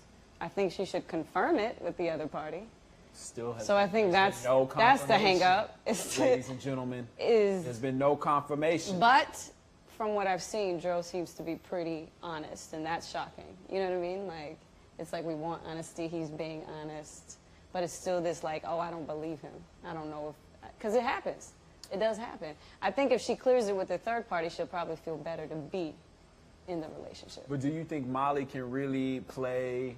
Do you think Molly is really okay with not based on her second? track? No, I don't think. Not second, no. Because she's second. I mean, we saw it in this episode, She is. right? Like, as soon as Candace called, Candace Dro, is the primary. Dro got up all butt naked, left her sitting on the edge of the. I'm gonna make fun of Sharona. Sitting on the edge of the with his butt. See you later, babe. But yeah, he was like, "Hey, I'm gonna wash you in this bath water. Stay, dinner, wash you in this bath water.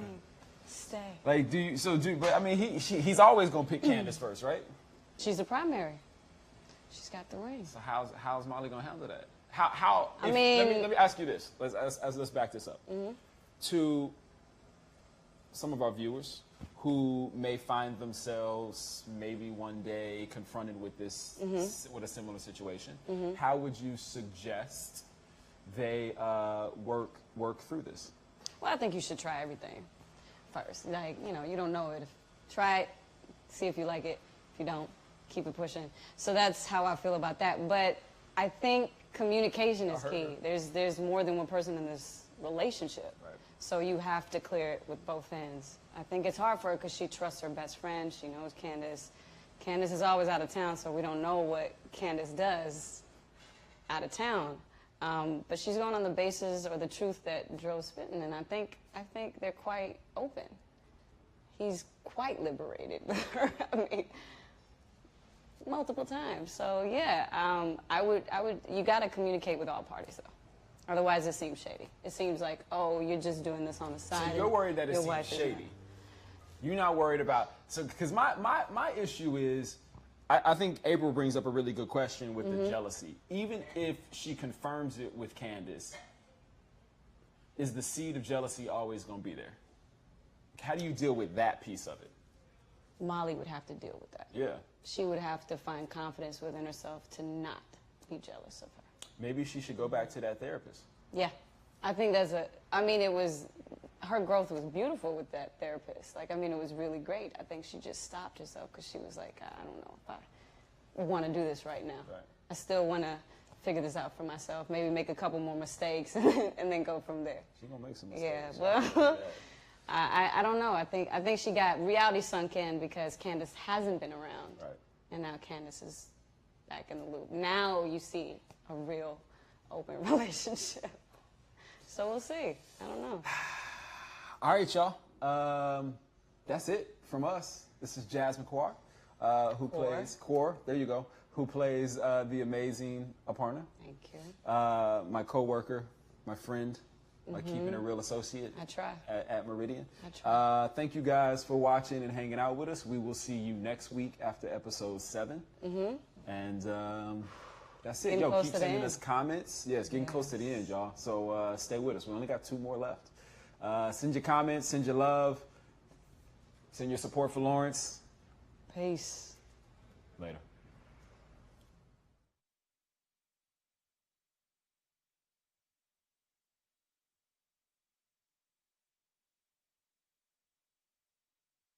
That was last episode.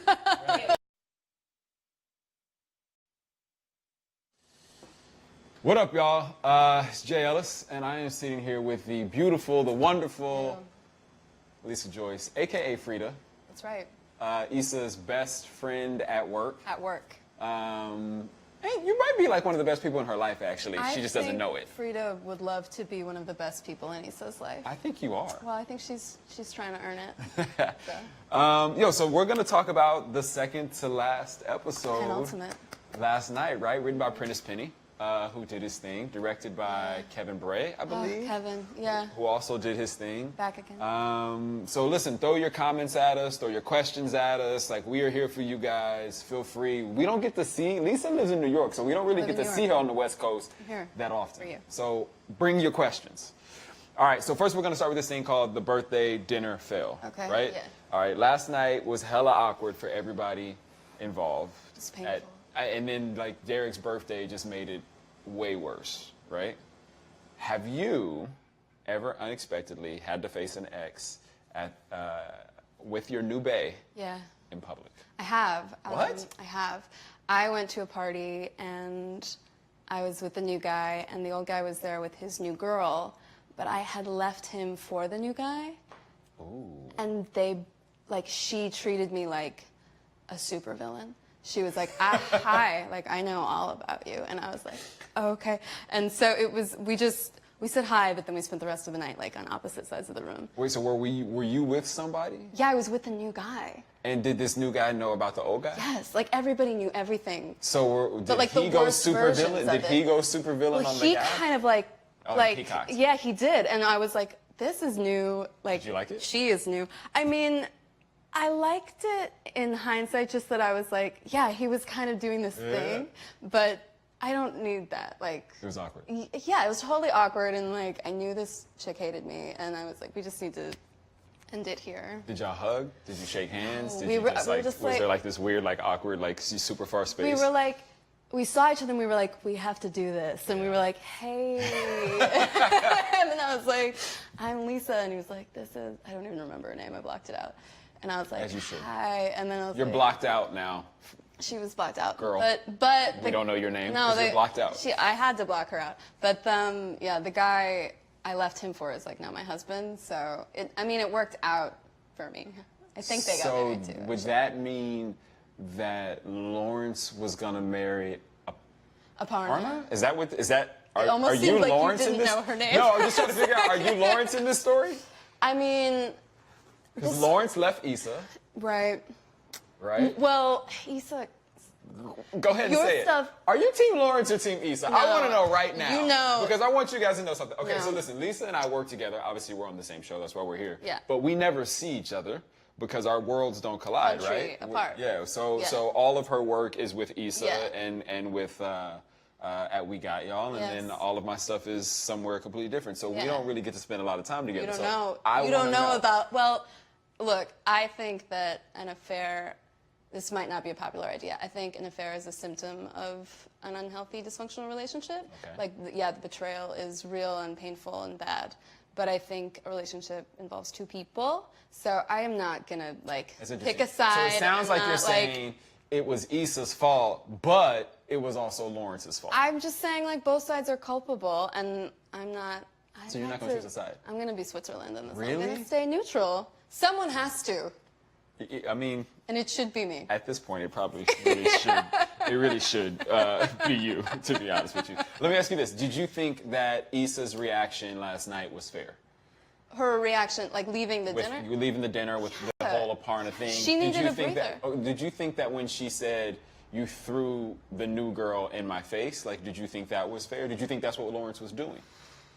I don't understand the choice of bringing a date to that party. I don't understand it. But I also don't understand Aparna being like, or you know what'll be easier? I can go with you.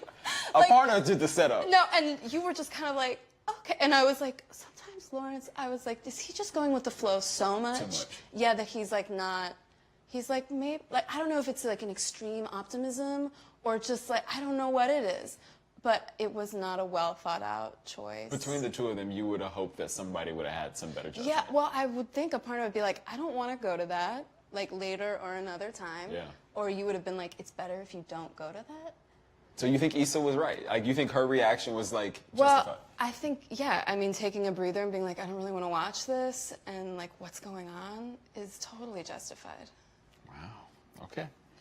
Do you I think a lot of people would probably agree with me. Listen, now you feel like you're choosing sides a little bit. In this situation, I have to choose a side because it's Okay, you know what? We're going to move on because I don't. Let's see what the fans think about this one. Yes, this is what's important. All right, Danielle says, does anyone else feel like Aparna's presence at her request was highly inappropriate or disrespectful? I think that. Lisa Joyce agrees with you. And I like Danielle. Aparna as a character. She's great. But that, I was like, what is she? She's really good for Lawrence, but that was a bad choice. It was a strange idea. Maybe she was just trying to be supportive. Of what? I don't know. I mean, they haven't really necessarily had like a lot of personal talk at this point, right? So I guess maybe, I don't know, maybe she just wanted to see a little bit more of his world. It is his friends, right? Because he was with Derek. I mean, I guess she thought if it was going to be like a huge party, but still you prefaced it with like, my ex is going to be there. Was yours a huge party? It was pretty big. It was not the Durfany, like, extravaganza, like, the intimate. If you had a drink, would you have chosen the Tiffany or the Derek, or would you made a Durfany, whatever Kelly did. Whatever Kelly does. You would have made a I Durfany? think I would have had to do. Yeah, Kelly really, I follow her. You know, she said it was like they were having sex in her mouth. Yeah, hopefully my experience would have been different. Okay. But I'm interested in Kelly's path. I think she's an amazing person. Kelly is the turn up. Anytime Kelly gets a drink, it's going to be a good time. Yeah, Shout out to Natasha because she crushes that. every time. Okay, Tamika says, Lawrence was so wrong for bringing New Girl to dinner. You knew Issa was going to be there. Yeah. I mean, what do you think? You know, it's interesting. When I read it, I thought something completely different to when I saw it. I will say that. When I read it, it seemed a lot more innocent. I don't think that Lawrence was being malicious. I don't feel like he was choosing to put a new girl in Issa's face. I do think he should have thought more. I think the real issue is, like, I feel like he just made a quick decision, made a quick judgment, and he should have just had a little more foresight. He should have just thought about it a little bit more and just been like, you know what, it's not the right thing. No. I want you there, but it's not the right thing. Let's do it another time. Yeah. You know? Yeah. Yeah. But I don't think he was being malicious at the same time. I don't think he's malicious. Yeah. Although that fight. That was some claws there. We'll probably. So Kamiko says the low blows between Lawrence and Issa were crazy. Can tell y'all still love each other, but y'all need to work on yourselves. Yeah. What do you think? Have you ever had a fight like that? No, I just don't get that from you. I haven't. I don't get that from you. When I get like angry at a person, usually it's like if certain things are said to me, it's like, and we're done. Like, it's like I cut the cord and I'm like, and that is a wrap. Like, I can't go back after that. But what's interesting about, like, you guys like say these things to each other and then come back and then like, and so it's something about I don't know, it's unique, but it's like there's clearly love there. You don't get that angry with someone you don't care about anymore, and you're going like right to the nerve. I mean, I think you're hurt, so I think the instinct is to immediately like go back for the jugular, right? The instinct is to go back and hurt the person who hurt you. I feel like, I mean, there were some low blows that were there. What also felt like you were both like ready with it. Like you had both been rehearsing a fight in your head, or so, you know that, and then the other person's there, and it's just like, and it all came. You were just like at each other. It's tough. Do you think? Let me ask you this: do you think? I don't think in any way is it ever proper for a man to call a woman a hoe. Let's just start with that. If we're talking about propriety, no.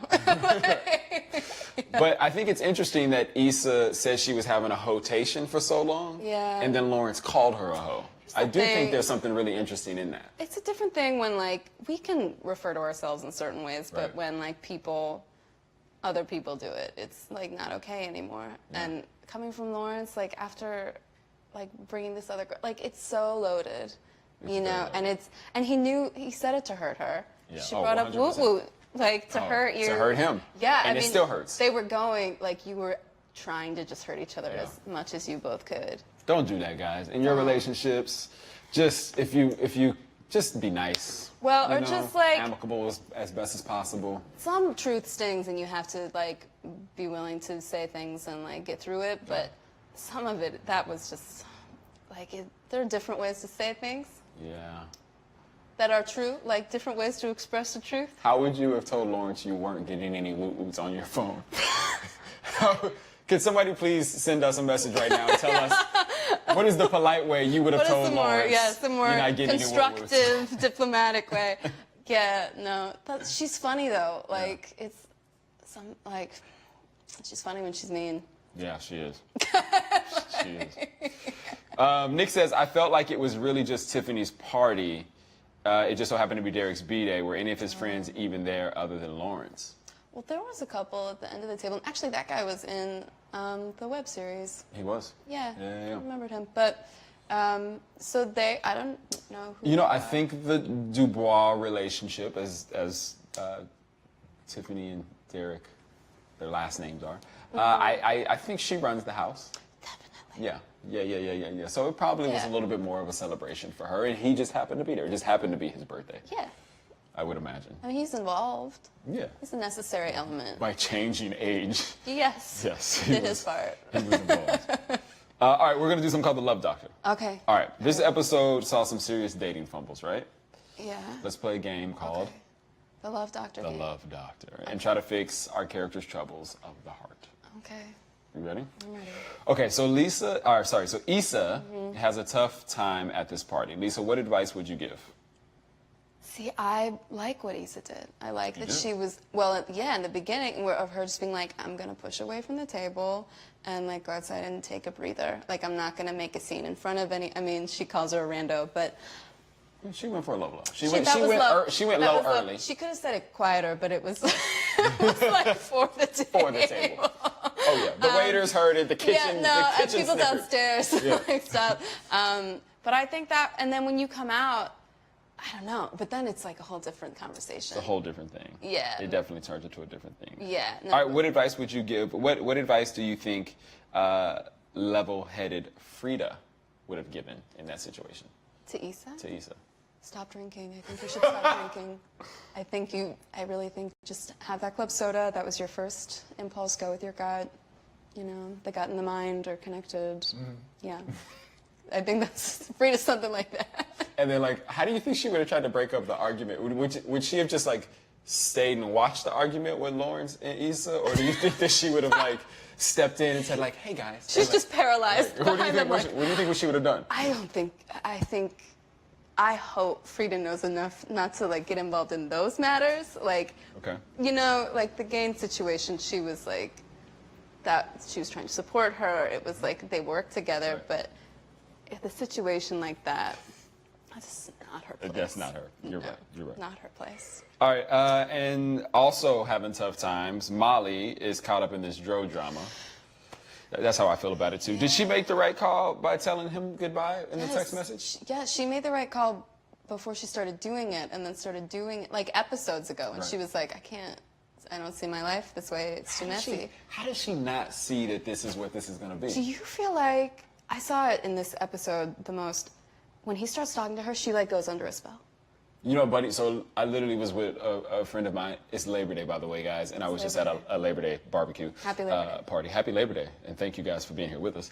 But I was just with a friend of mine, and he literally just said the same thing. He was like, it's almost like the minute he starts complimenting her and talking to her and, like, telling her how much he cares about her, she almost completely falls under a trance. It's like every emotion and anger and frustration and confusion, all of it seems to just kind of wash away. Yeah, and it's like you can't speak. I mean, she needs to get out of that whole dynamic, but it's like something that we haven't really seen Molly like that way before. No. And so, like with all the other guys, she just seemed like more in control. Right. But with him, I don't know if it's because they knew each other when they were young, or because they have a real connection, or because he's like Svengali or something. He's like, I mean, you get it though right away. You're like, he's charming. Right. They have incredible chemistry. But then he's really charming with his wife too. And do you think his wife knows? Of course she knows. You think so? That conversation they had? Oh, the awkwardness at the bar. That's Cory true. Booker? That's true. Yeah, like Yeah. she knows something. I mean, I want to know what she knows. What she knows? I want her to sit here and tell us everything. I wish we should have got her to come in here. I know. That would have been a great one. I know. Anyway, She could have been here with you, and you could have been like, tell me what you think. I would love to hear her answer that to you. Yeah. That would be hilarious. I know. Let's see what you guys think. All right, Stephanie, I will say the Dro Molly scene was, I believe that's bomb. Does anybody? I think it's bomb. Does that look like bomb to you? It's the explosive. Both. Yeah, that works. It's Yeah. is that an emoji? That's an emoji. That's right? an emoji. It's the emoji of like a fire. I'm gonna go with a bomb. But there is a bomb emoji. Explosive. So it's explosive. I think It's fireworks. It's fireworks. Yeah, no, it's true. I mean, they have. Yeah. It's fire in the sky, guys. Yeah. That's what it is. It's fire in the sky. What do you think? They do have amazing chemistry. They do. They It's really do. undeniable. Yeah. And so it's like, but that doesn't. It's just she did get hurt, and like the whole like when you wait in the bathroom, like that. Well, I mean, what did she expect? Yeah, but Well, that's my thing. Is like I don't when that understand. plays out, it's like, and she's like shell shocked because like when that actually happens to you, Right. you're like, oh,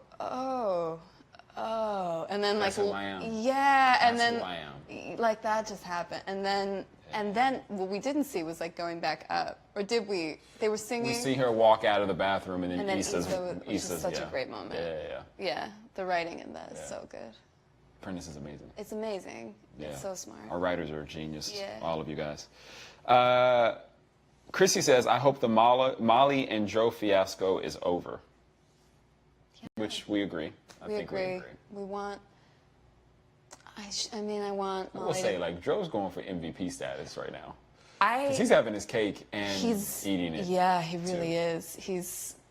It's like unlike anything I've ever seen. Yeah, Sharonis. Yeah. You do a really good job. He does a at great Dro. job. Because when that storyline first came up in the read-throughs and stuff, I was like, what actor? Like, who is going to be able to sell this? And I was like, Big Smooth. oh, got it. Big Smooth himself. I was Nobody like, else could do it. I can buy it. Like, I get it. I mean, I can't buy it anymore. But Big Smooth. This yeah, is it. that's it. Joshua says, Dro was hella wrong for doing it with Molly in the bathroom when his wife was 100 feet away.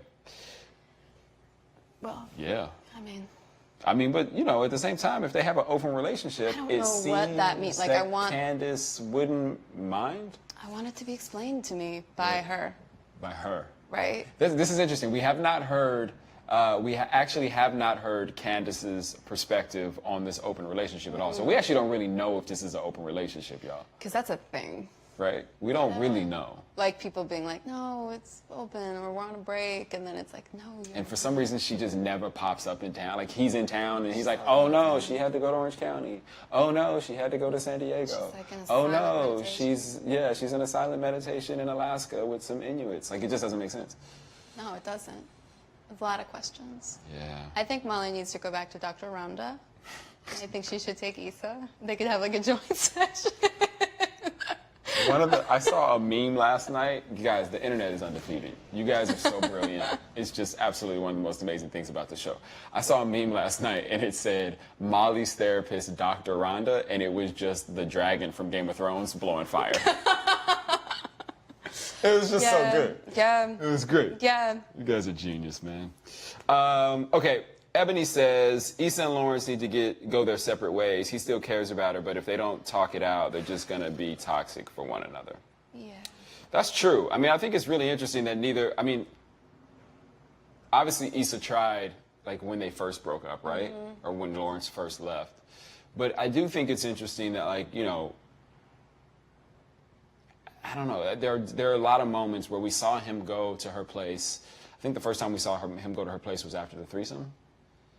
Oh, right? He's just outside. He's just outside. We've seen him like look at the phone a couple times. Yeah. We've now seen the Facebook stuff. And then, so I find interesting is that I feel like Lawrence definitely still has something he wants to say, and we've seen that like a couple times in different episodes. Meanwhile, Issa has kind of moved on, maybe in a dysfunctional way, but she's kind of moved on a little bit more and hasn't really talked about Lawrence nearly as much. Or thought about Lawrence nearly as much, it seems? Yeah, I mean, I think that kind of love, like 5 years, You know the theory that it takes like half as long to get over a relationship as you were in it? Oh, really? So I think like end of season 4, you might be getting over each other. Lawrence can't keep taking these L's. But like, but it's you gotta not, grow up sooner or later. It doesn't happen quickly. Like this is like real heartache. And like you had identities as a couple and now you have to forge new identities. Like you both just need to like be alone for a little bit. Do you think that they need to have closure, or do you think they just need to stay away from each other? It's too painful right now. It's like way too raw. Yeah. I think they need to like be alone a little bit, even though this is picking up like 3 months after the breakup, a little bit longer maybe, because it still seems like they're both like running to whatever's nearest just to feel like pleasure and feel good, which is good in the short term, but I think we're seeing it play out now in like a really negative way. Let's see.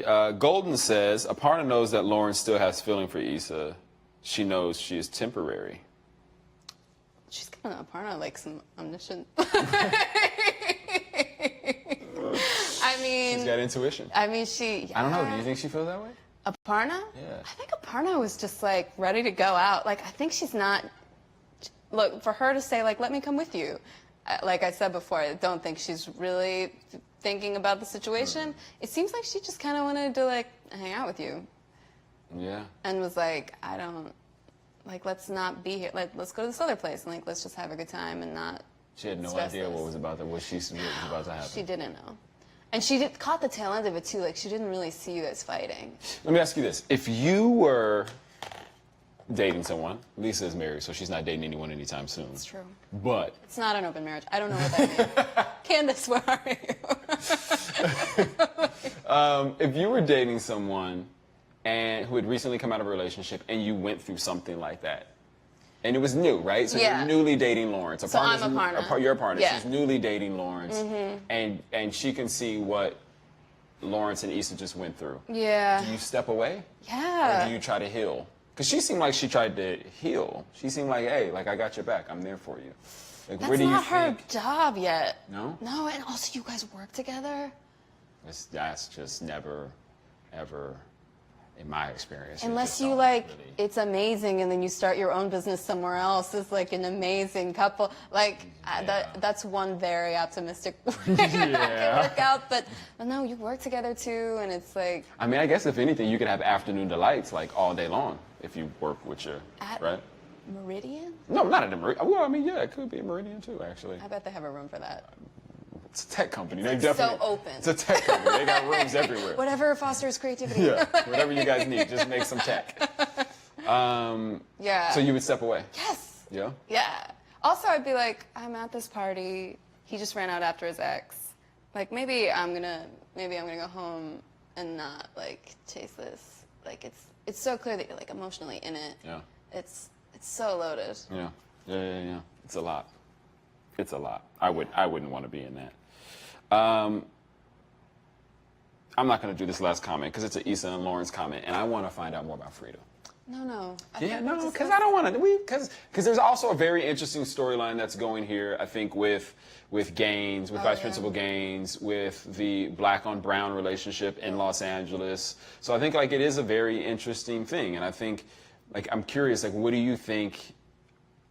How do you get someone like Gaines out of like not in control and not being responsible for these students' lives? I'm not. Like, what would Frida say to him? Frida says what she would say to him, which I think is what's really smart about the writing, is that like she's smart enough to know that like it's better if this comes from Issa, and like she doesn't want to like overstep that, and Issa's in the leadership position, but when she sees Issa like it happening, she just goes in and is like, I'm gonna try to support her, and it doesn't backfire, but it's like he just puts it back on them, and it's like, this is your problem. This is not my problem. And I think there's not like an easy answer to that. I mean, you could say maybe later he's like reflective about it, but I think a person that's like willing to really push out like a whole group of kids just because he has the power to do that, that's something that's probably practiced behavior and like conditioned, and it's like a whole lifetime of like thinking a certain way and acting a certain way. And these two girls come in and like women come in and like challenge it. I don't think he's going to change overnight. but it's just a question then of like, okay, how do you up against that? Like how do you get creative about what to do and how to help these kids? Because I would imagine, I mean, we'll go to something a little more fun. I'm going to go ask a fun question, but I would imagine that, that this is not only something that we're seeing in Los Angeles, but we're seeing this across the country in schools and in after-school programs, and kids that are getting left behind. So I think this is like such a topical thing, and you have all these different nonprofits who are coming in to try to help and are constantly meeting all this like institutional, prejudice. All right, something fun, last thing, super fast, like fire round, right? Okay, yes. Okay, 3 things. I'm bad at these, by the way. 3 things Frida takes to work every day. She probably takes to work like a sage, like bushel or something, just to like smell and like feel better. Some just like nice lotions or something. And then she's got like her NPR app that she's like always listening to. What? Nina Totenberg? Yeah, of course. She's just like, she's trying to stay calm but informed. Okay. Frida's favorite food. Oh, empanadas. Empanadas? Yes. What are they filled with? What? What are they filled with? Vegetarian. Of course they are. Absolutely. Frida's favorite quote.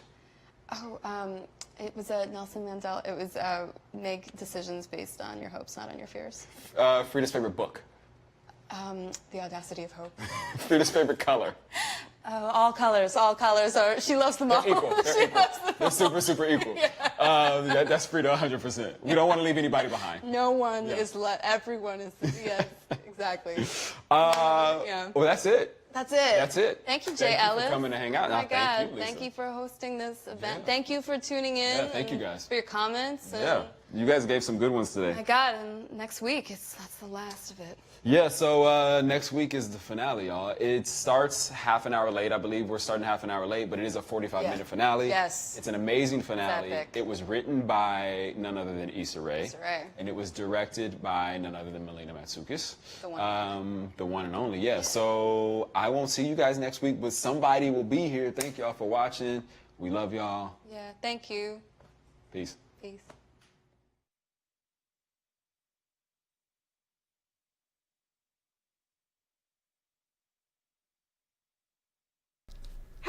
Hey guys, I'm Issa Rae, and I'm here with writer, producer, Amy Anyobi. Hey y'all. And we're here to talk about the season finale that you just saw last night. First of all, shout out to, we did a second season. Like, we're done. Right? We finished. We did it. 16 episodes of television. Some of y'all were mad about it. Some of you guys want us to make it an hour, which is not going to happen. We made 4 movies. Like, basically. We made 4 movies. Yeah. So we're here to get into your questions, to talk about like the thought process behind everything, and I mean let's just get started. Exactly. Like right away we chose to do something different this episode. We chose a different type of storytelling, and we wanted to like chronicle the lives of our main characters over the course of 30 days. It was really like we were like in the room thinking, how do we speed up the story of Issa and Lawrence, and how do you go through all the things post the fight? You know, that fight in episode 7 is so crazy. Right. And you want to be like, you're in a place after a fight like that where you feel like you're not whole anymore. And we're like, how do you react when you're still living your normal life? Absolutely. And even just given all the characters. I mean, Molly went through this, this relationship with Dro and decided to end it. So I think we also just wanted to, like the adage, like time heals all wounds. We wanted to have this time passage where these characters could ultimately heal. And then also just set in the backdrop, one of the things I always talk about is just how fortunate we are to be in a city, in Inglewood, which is like rapidly gentrifying and changing. And that was something that we've been setting up the entire season, just showing that. And how we're a show about growing, changing, flawed Black people, and to be able to have that backdrop of a city where things are changing. And Issa specifically has just been in this place of just like not taking responsibility. I think she took responsibility of the fact that she cheated, but not necessarily everything else. Right. That contributed to the demise of the relationship, and getting her to a place of like, everything else is changing around me. How am I? Like, I have to change too. Something has to change. And then it also is echoed in like what happens to Tiffany, like seeing. Like, that's a huge change when your first really good friend gets pregnant. It's sort of like, how does that affect you, and how does that make you feel like you're still in a rut, or you haven't changed enough, or you're not enough of an adult? So seeing her have to react to that too is kind of crazy. I had to, we were just talking before the cameras rolled of just how people have been taking to Tiffany and Derek's pregnancy. And these with their theories. Y'all let this light-skinned couple live. Like, yes. She's pregnant. She said that she was sick, so she didn't show up to Issa's house to watch Due North. Yeah. Because she was just having her little pregnancy pains, but we didn't imagine that she was like lying and conniving. In fact, it's like that's something we talked about in the room too, was that we wanted to show a very happy together black couple. Yeah. And you know that they've been through stuff. Yeah. Because she says like, hey, he sure. lived in a hotel for a little. So it's like they've been through stuff. He had Fred apparently killed. Fred was assassinated for talking to his woman.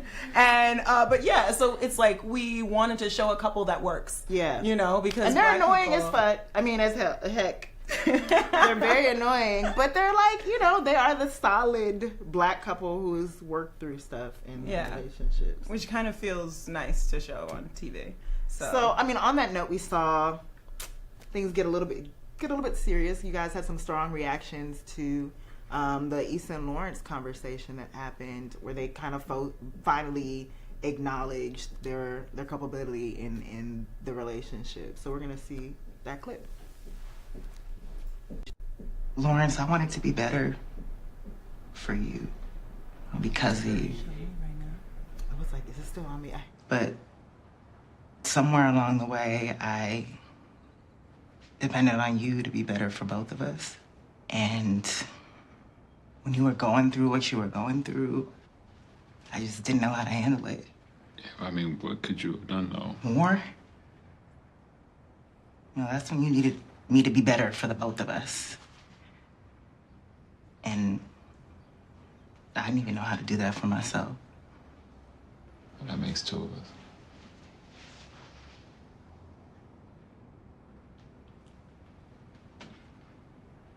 And you know what I did? You don't have to go to that. It was the worst thing I could have ever done to you.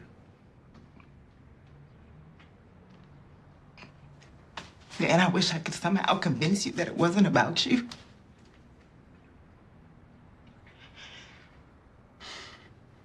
You've only ever loved me and expected me to want the best for you, and I promise I did. I still do.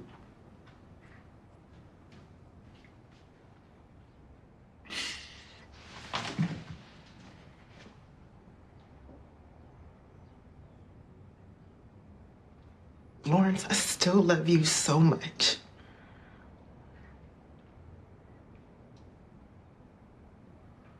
Love you too.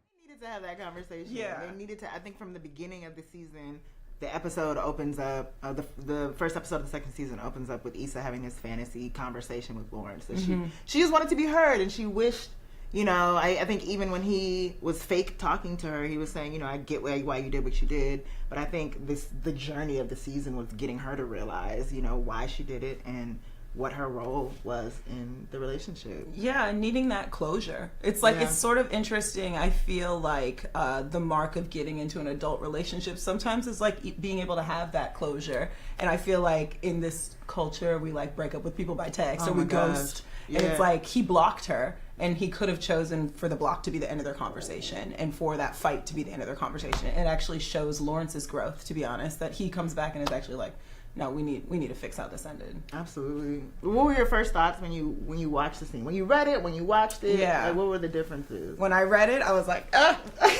just like was like, I'm so sad, and threw the script away. And then I picked it up out of the trash and decided we should shoot it.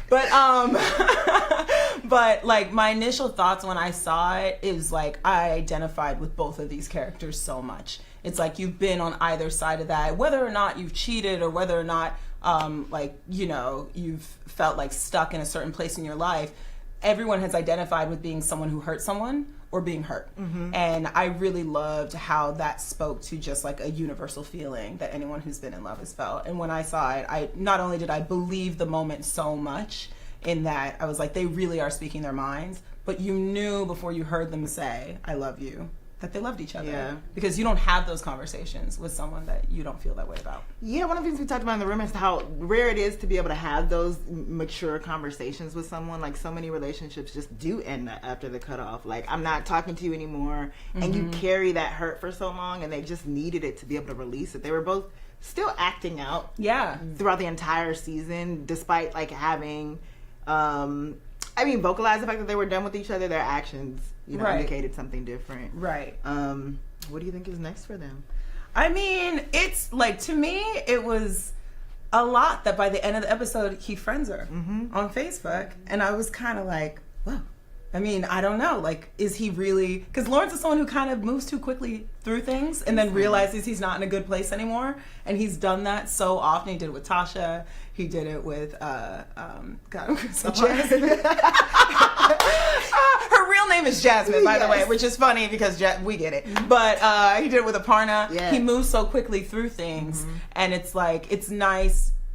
When he made that move at the end of the season, I'm kind of like, oh, wait a second. Is he now moving quickly through something again? Or is he really going to try and be a friend?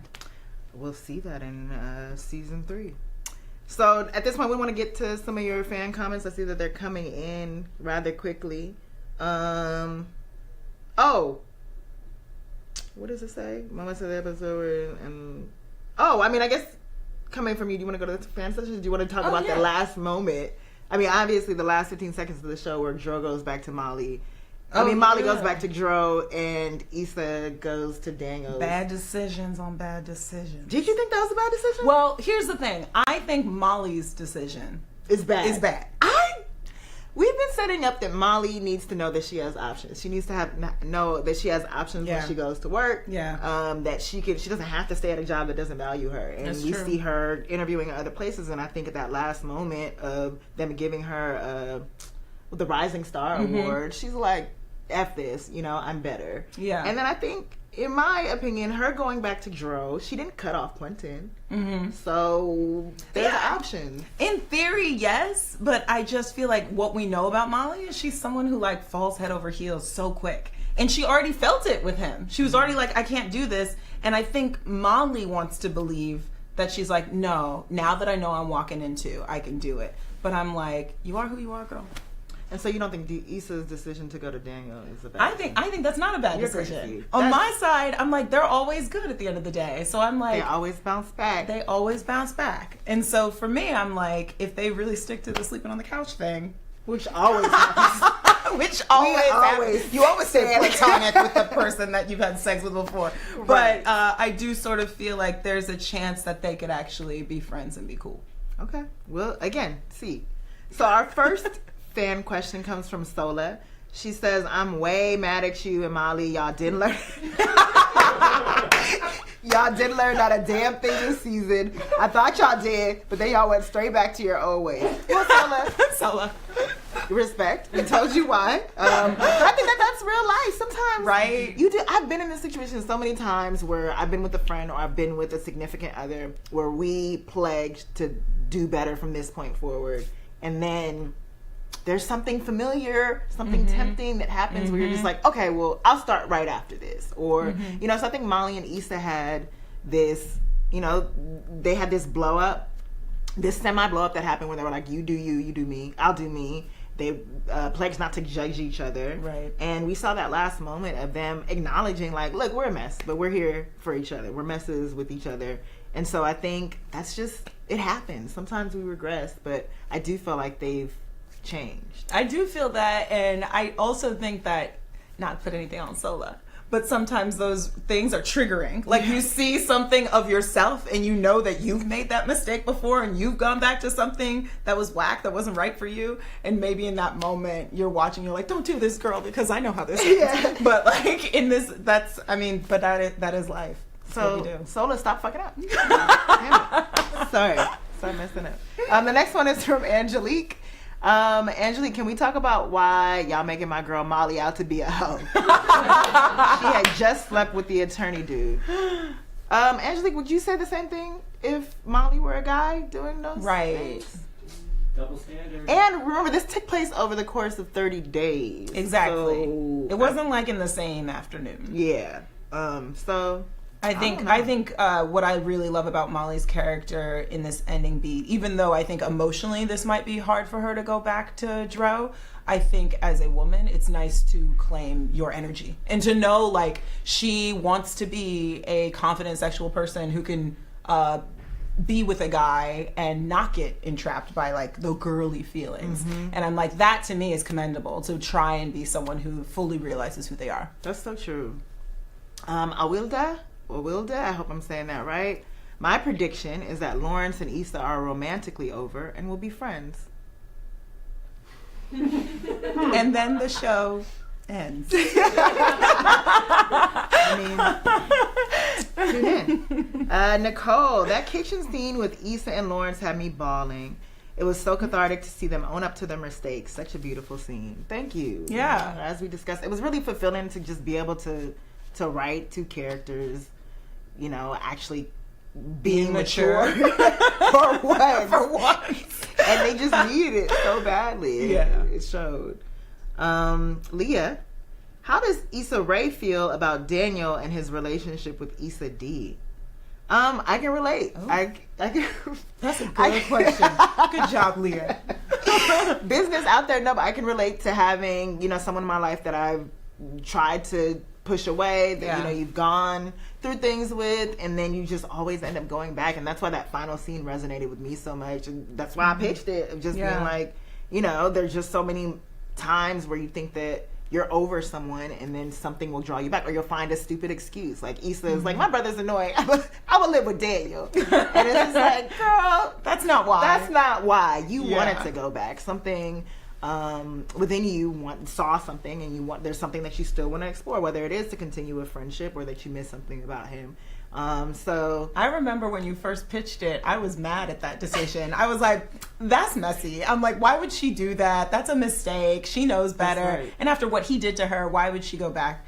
And then I really started thinking about it. I feel like the next day I came in and Regina, one of the other writers, Regina Hicks, was like, okay, so Amy, you didn't like that. So what are your pitches? And I was like, actually, I love it. I slept on it. And I think that is so real that we would just go back to what feels familiar, and that especially after having such a healing conversation with Lawrence, that Issa D, the character, would be like, well, I'm all better. So right. So I'm good. I can handle this. And I just think even her relationship with Daniel, it's always her. She's always projecting something onto him. She projected feelings in the beginning, and then she did it again. Yeah. So I don't think that she's ever really allowed herself to just experience him as is, without any preconceived notions, anything. And so that'll be interesting to see in season 3 how that plays out. Danielle says, I love that Dro is back in the picture. Their chemistry is amazing, and I do feel he is truthful about the open relationship. You are in the minority, I think. Yeah, everyone's like, they think he's lying. Yeah, which I find funny, because I think even in talking about this storyline, we were more we wanted to explore Molly's side, like why Molly is deciding to do this independent, like whether or not Dro is lying. And we didn't imagine that he was. They know each other for a long time. She's known him since she was a child. She could tell if he's lying. I think there's a trust there. Right. But it's more about why she's deciding to be in this relationship with this guy. What is it about? What's going on in her life? That it didn't really matter. It's just looking at why she's making the decisions that she's making. Yeah, and even in the room, we almost tried writing those scenes, of exploring the other side of it, and we were just like, that's not Molly's story. It's about who she is and how she connects to a man, and her trying to grow in that way by not getting over attached. And so we sort of dismissed writing the other side of her, inquiring, oh, what's happening? Is it real? But their chemistry is amazing. Yvonne and Sharonis have great chemistry, and they're such gorgeous people, and it's so great to see them work and play off of one another. Julian says, here it is, I want to know, is Dro really in an open relationship in his marriage, or is he just telling Molly that because when he told her to stay in the bathroom, that brought out some red flags to me? So it's interesting that you say that, Julian. I think Dro's open marriage is between Dro and Candace. I think he confided in Molly and was like, look, this is what we're going on, because Molly is a very good friend of his. But I don't think everybody at that restaurant knows, one, that he's in an open marriage, and two, that he's involved with Molly. So while that was an icky moment for Molly, you know, again, being inside her head. Being in his head, it was respectful. Yeah. You was know? like, and it's my business. Yeah. You know, I'm not trying to put my business out there with Candace and this entire dinner. Yeah. Risk someone seeing us walk out together. Lelia? She says, how will the show... that was really kind of... how will the show bring more awareness to the gentrification happening in LA? And will it continue to coincide with the growth and change of the characters? She's smart. That's a smart question. I mean, again, like, LA is changing just like our characters are changing, so we'll always find a way to kind of incorporate that into the series. You know, one of the things that I find so interesting is that even in season 1, a lot of the places that we went to, a couple of the places that we went to, like Maverick's Flat, and even Roscoe's, are Maverick's Flat is gone. Roscoe's is moving locations, and it's just going to end up being kind of a time capsule of the city, which is sad but cool in terms of documenting how the city is changing. For real. I think especially since our show is shot primarily on location, like we're actually in real places in Inglewood and downtown, that it like we are seeing the city change as we're shooting it. Like from last season to this season, some of the locations we shot at have had to come up. Like the Dunes is now expensive. I know, right? The Dunes raising the rent. Exactly. So it's like, it's really happening. It got under new management, I think, too. Yeah, they got a sign. Y'all can try to live there if you want to, but no shade. Kitavia says, how do you think Issa feels about her financial situation and the fact that Frida got promoted over her? Oh, that's a good question. Especially like, so in the nonprofit world, income very often isn't that high anyway, but I bet that having that promotion would have helped Issa a lot, and maybe she wouldn't have had to move. But she knows what she did. She knows she messed up and she hurt these kids, or potentially her actions led to kids not getting opportunities. And therefore, I feel like she genuinely respects that Frida got the promotion. But also, now she's got to move. She's got to move, and it seemed like she got like demoted, according to Joanna. So we'll see what happens there. Joanne talked about taking her out of the field. So we'll see what that means. Yeah, if that's like a desk job or horrible schools or what. Jory, I'm so sorry, y'all. Definitely not right. That's not right. Jory, Drawer. I apologize to you. Will Issa set out to find a job that values her like Molly, or is she content with how things are? I feel my girl got slighted. Thanks, you. Just like she slighted your name. I think that you guys have to watch to see what plays out as we develop it. But that's something that's, a lot of us will come out of college and be at a job for a while that doesn't necessarily fulfill us, and we might find fulfillment in that job, or we might leave and decide and actually find what it is that fulfills us and pursue passion. So I think that she's in that area. I think this season 1 was her finding out that she is good at this job and that she cares, and then season 2 is just about getting a win at all costs. And then of course she cares about these kids, but whatever happens, just given her current job status, might lead her to explore other things. So we'll see. Especially since she's been suffering a lot of job losses. It feels like you want to work somewhere that you feel valued and you feel like you're part of it. But now she's in a place where she made the bad thing happen to herself. So maybe there's a world in which Joanne doesn't want her there anymore. Ooh. Maybe there's a world in which Frida gives her another chance now that Frida's ranked above her. Like anything could happen. Anything could happen. Ashley says, whose idea was due north though? I'm so glad you asked that. It came about in the room as an inside joke. It was a total joke. Yes, we just made fun of 2 of our writers because they were Ben Dugan and Dana Lynn North. Dugan North. Due North. The Minority Report thing. Yeah. And then they were eating lunch together. Yeah. And then we just started, riffing in the room about how they had this forbidden slave love. And then Benjamin is white. Yes, and Dana is black.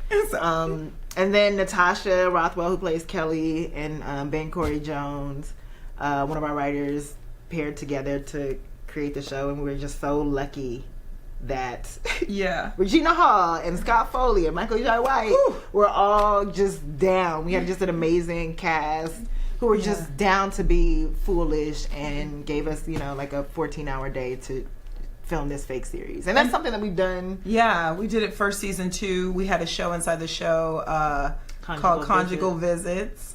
And it was like a women's prison. And the guys who would come visit.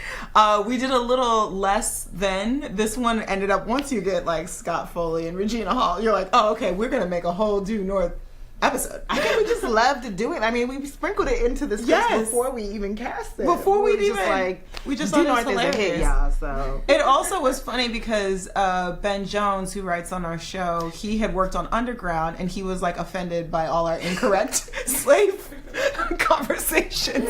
He was like, that would never happen. You see, like historically, that type of person. But this is coming from the same guy who was like, there should be like a slave brunch. So what are you talking about, Ben? Yeah. But people can watch it now, right? Due North, they can watch the whole... They can watch it on demand and great. After on HBO Go and Now and all those platforms, so you can definitely see the whole series. Yeah. Okay, last question is from Audrey. Why did Issa and Lawrence get back together then? Sorry. You guys' questions are really aggressive. Why did Issa and Lawrence get back together then after they both acknowledged they still love one another? That was whack and I was disappointed. Love is love. Work it out. Insecure. That's like more like a gospel statement. Like, I don't know. Get it together. And that's it. Fix your lives. I mean, like, because that's real. I feel like very often you go back and someone has hurt you so much and the source of pain is so deep that you're sort of like, no matter how much I love you, this would be a mess. Like, it's just like, I would never be able to get back to a place with you that's correct, where we both feel like fully actualized in the relationship. And so I feel like sometimes, the adult thing is to, if you love them, let them go kind of thing. And that is sort of what happened in that moment. But yeah, I want them to get back together too. Do you? I mean, like, I think each one is each other's the one that got away. Huh. It's like they got each other and now they're going to walk through life and always be like, maybe I should have done that. Maybe one day. Definitely not now, though. Not now. Don't see them together now. They need time apart. They need time alone. Yeah. Both of them. That's real too. Yeah. Well, you guys, thank you so much for joining us these last 8 weeks, every week on Facebook Live. It's such an honor to bring you this show, and the fact that you guys tune in with your comments, share it, talk about it with your friends. Oh my God, the reaction videos. The reaction videos. We were laughing at this girl who sent us a reaction video of her sobbing. It was so good. It was like, I couldn't think we could ever best the video from last season with the guys all high-fiving. Yeah. I thought we would never do better than that. And then this girl sobbing really just took me out. But we get to be a show about growing, changing, flawed Black people, and it's just so much fun to write. So thank you for being on this journey as these characters evolve. Yeah, and tune in for season 3. Yes! Bye, you guys.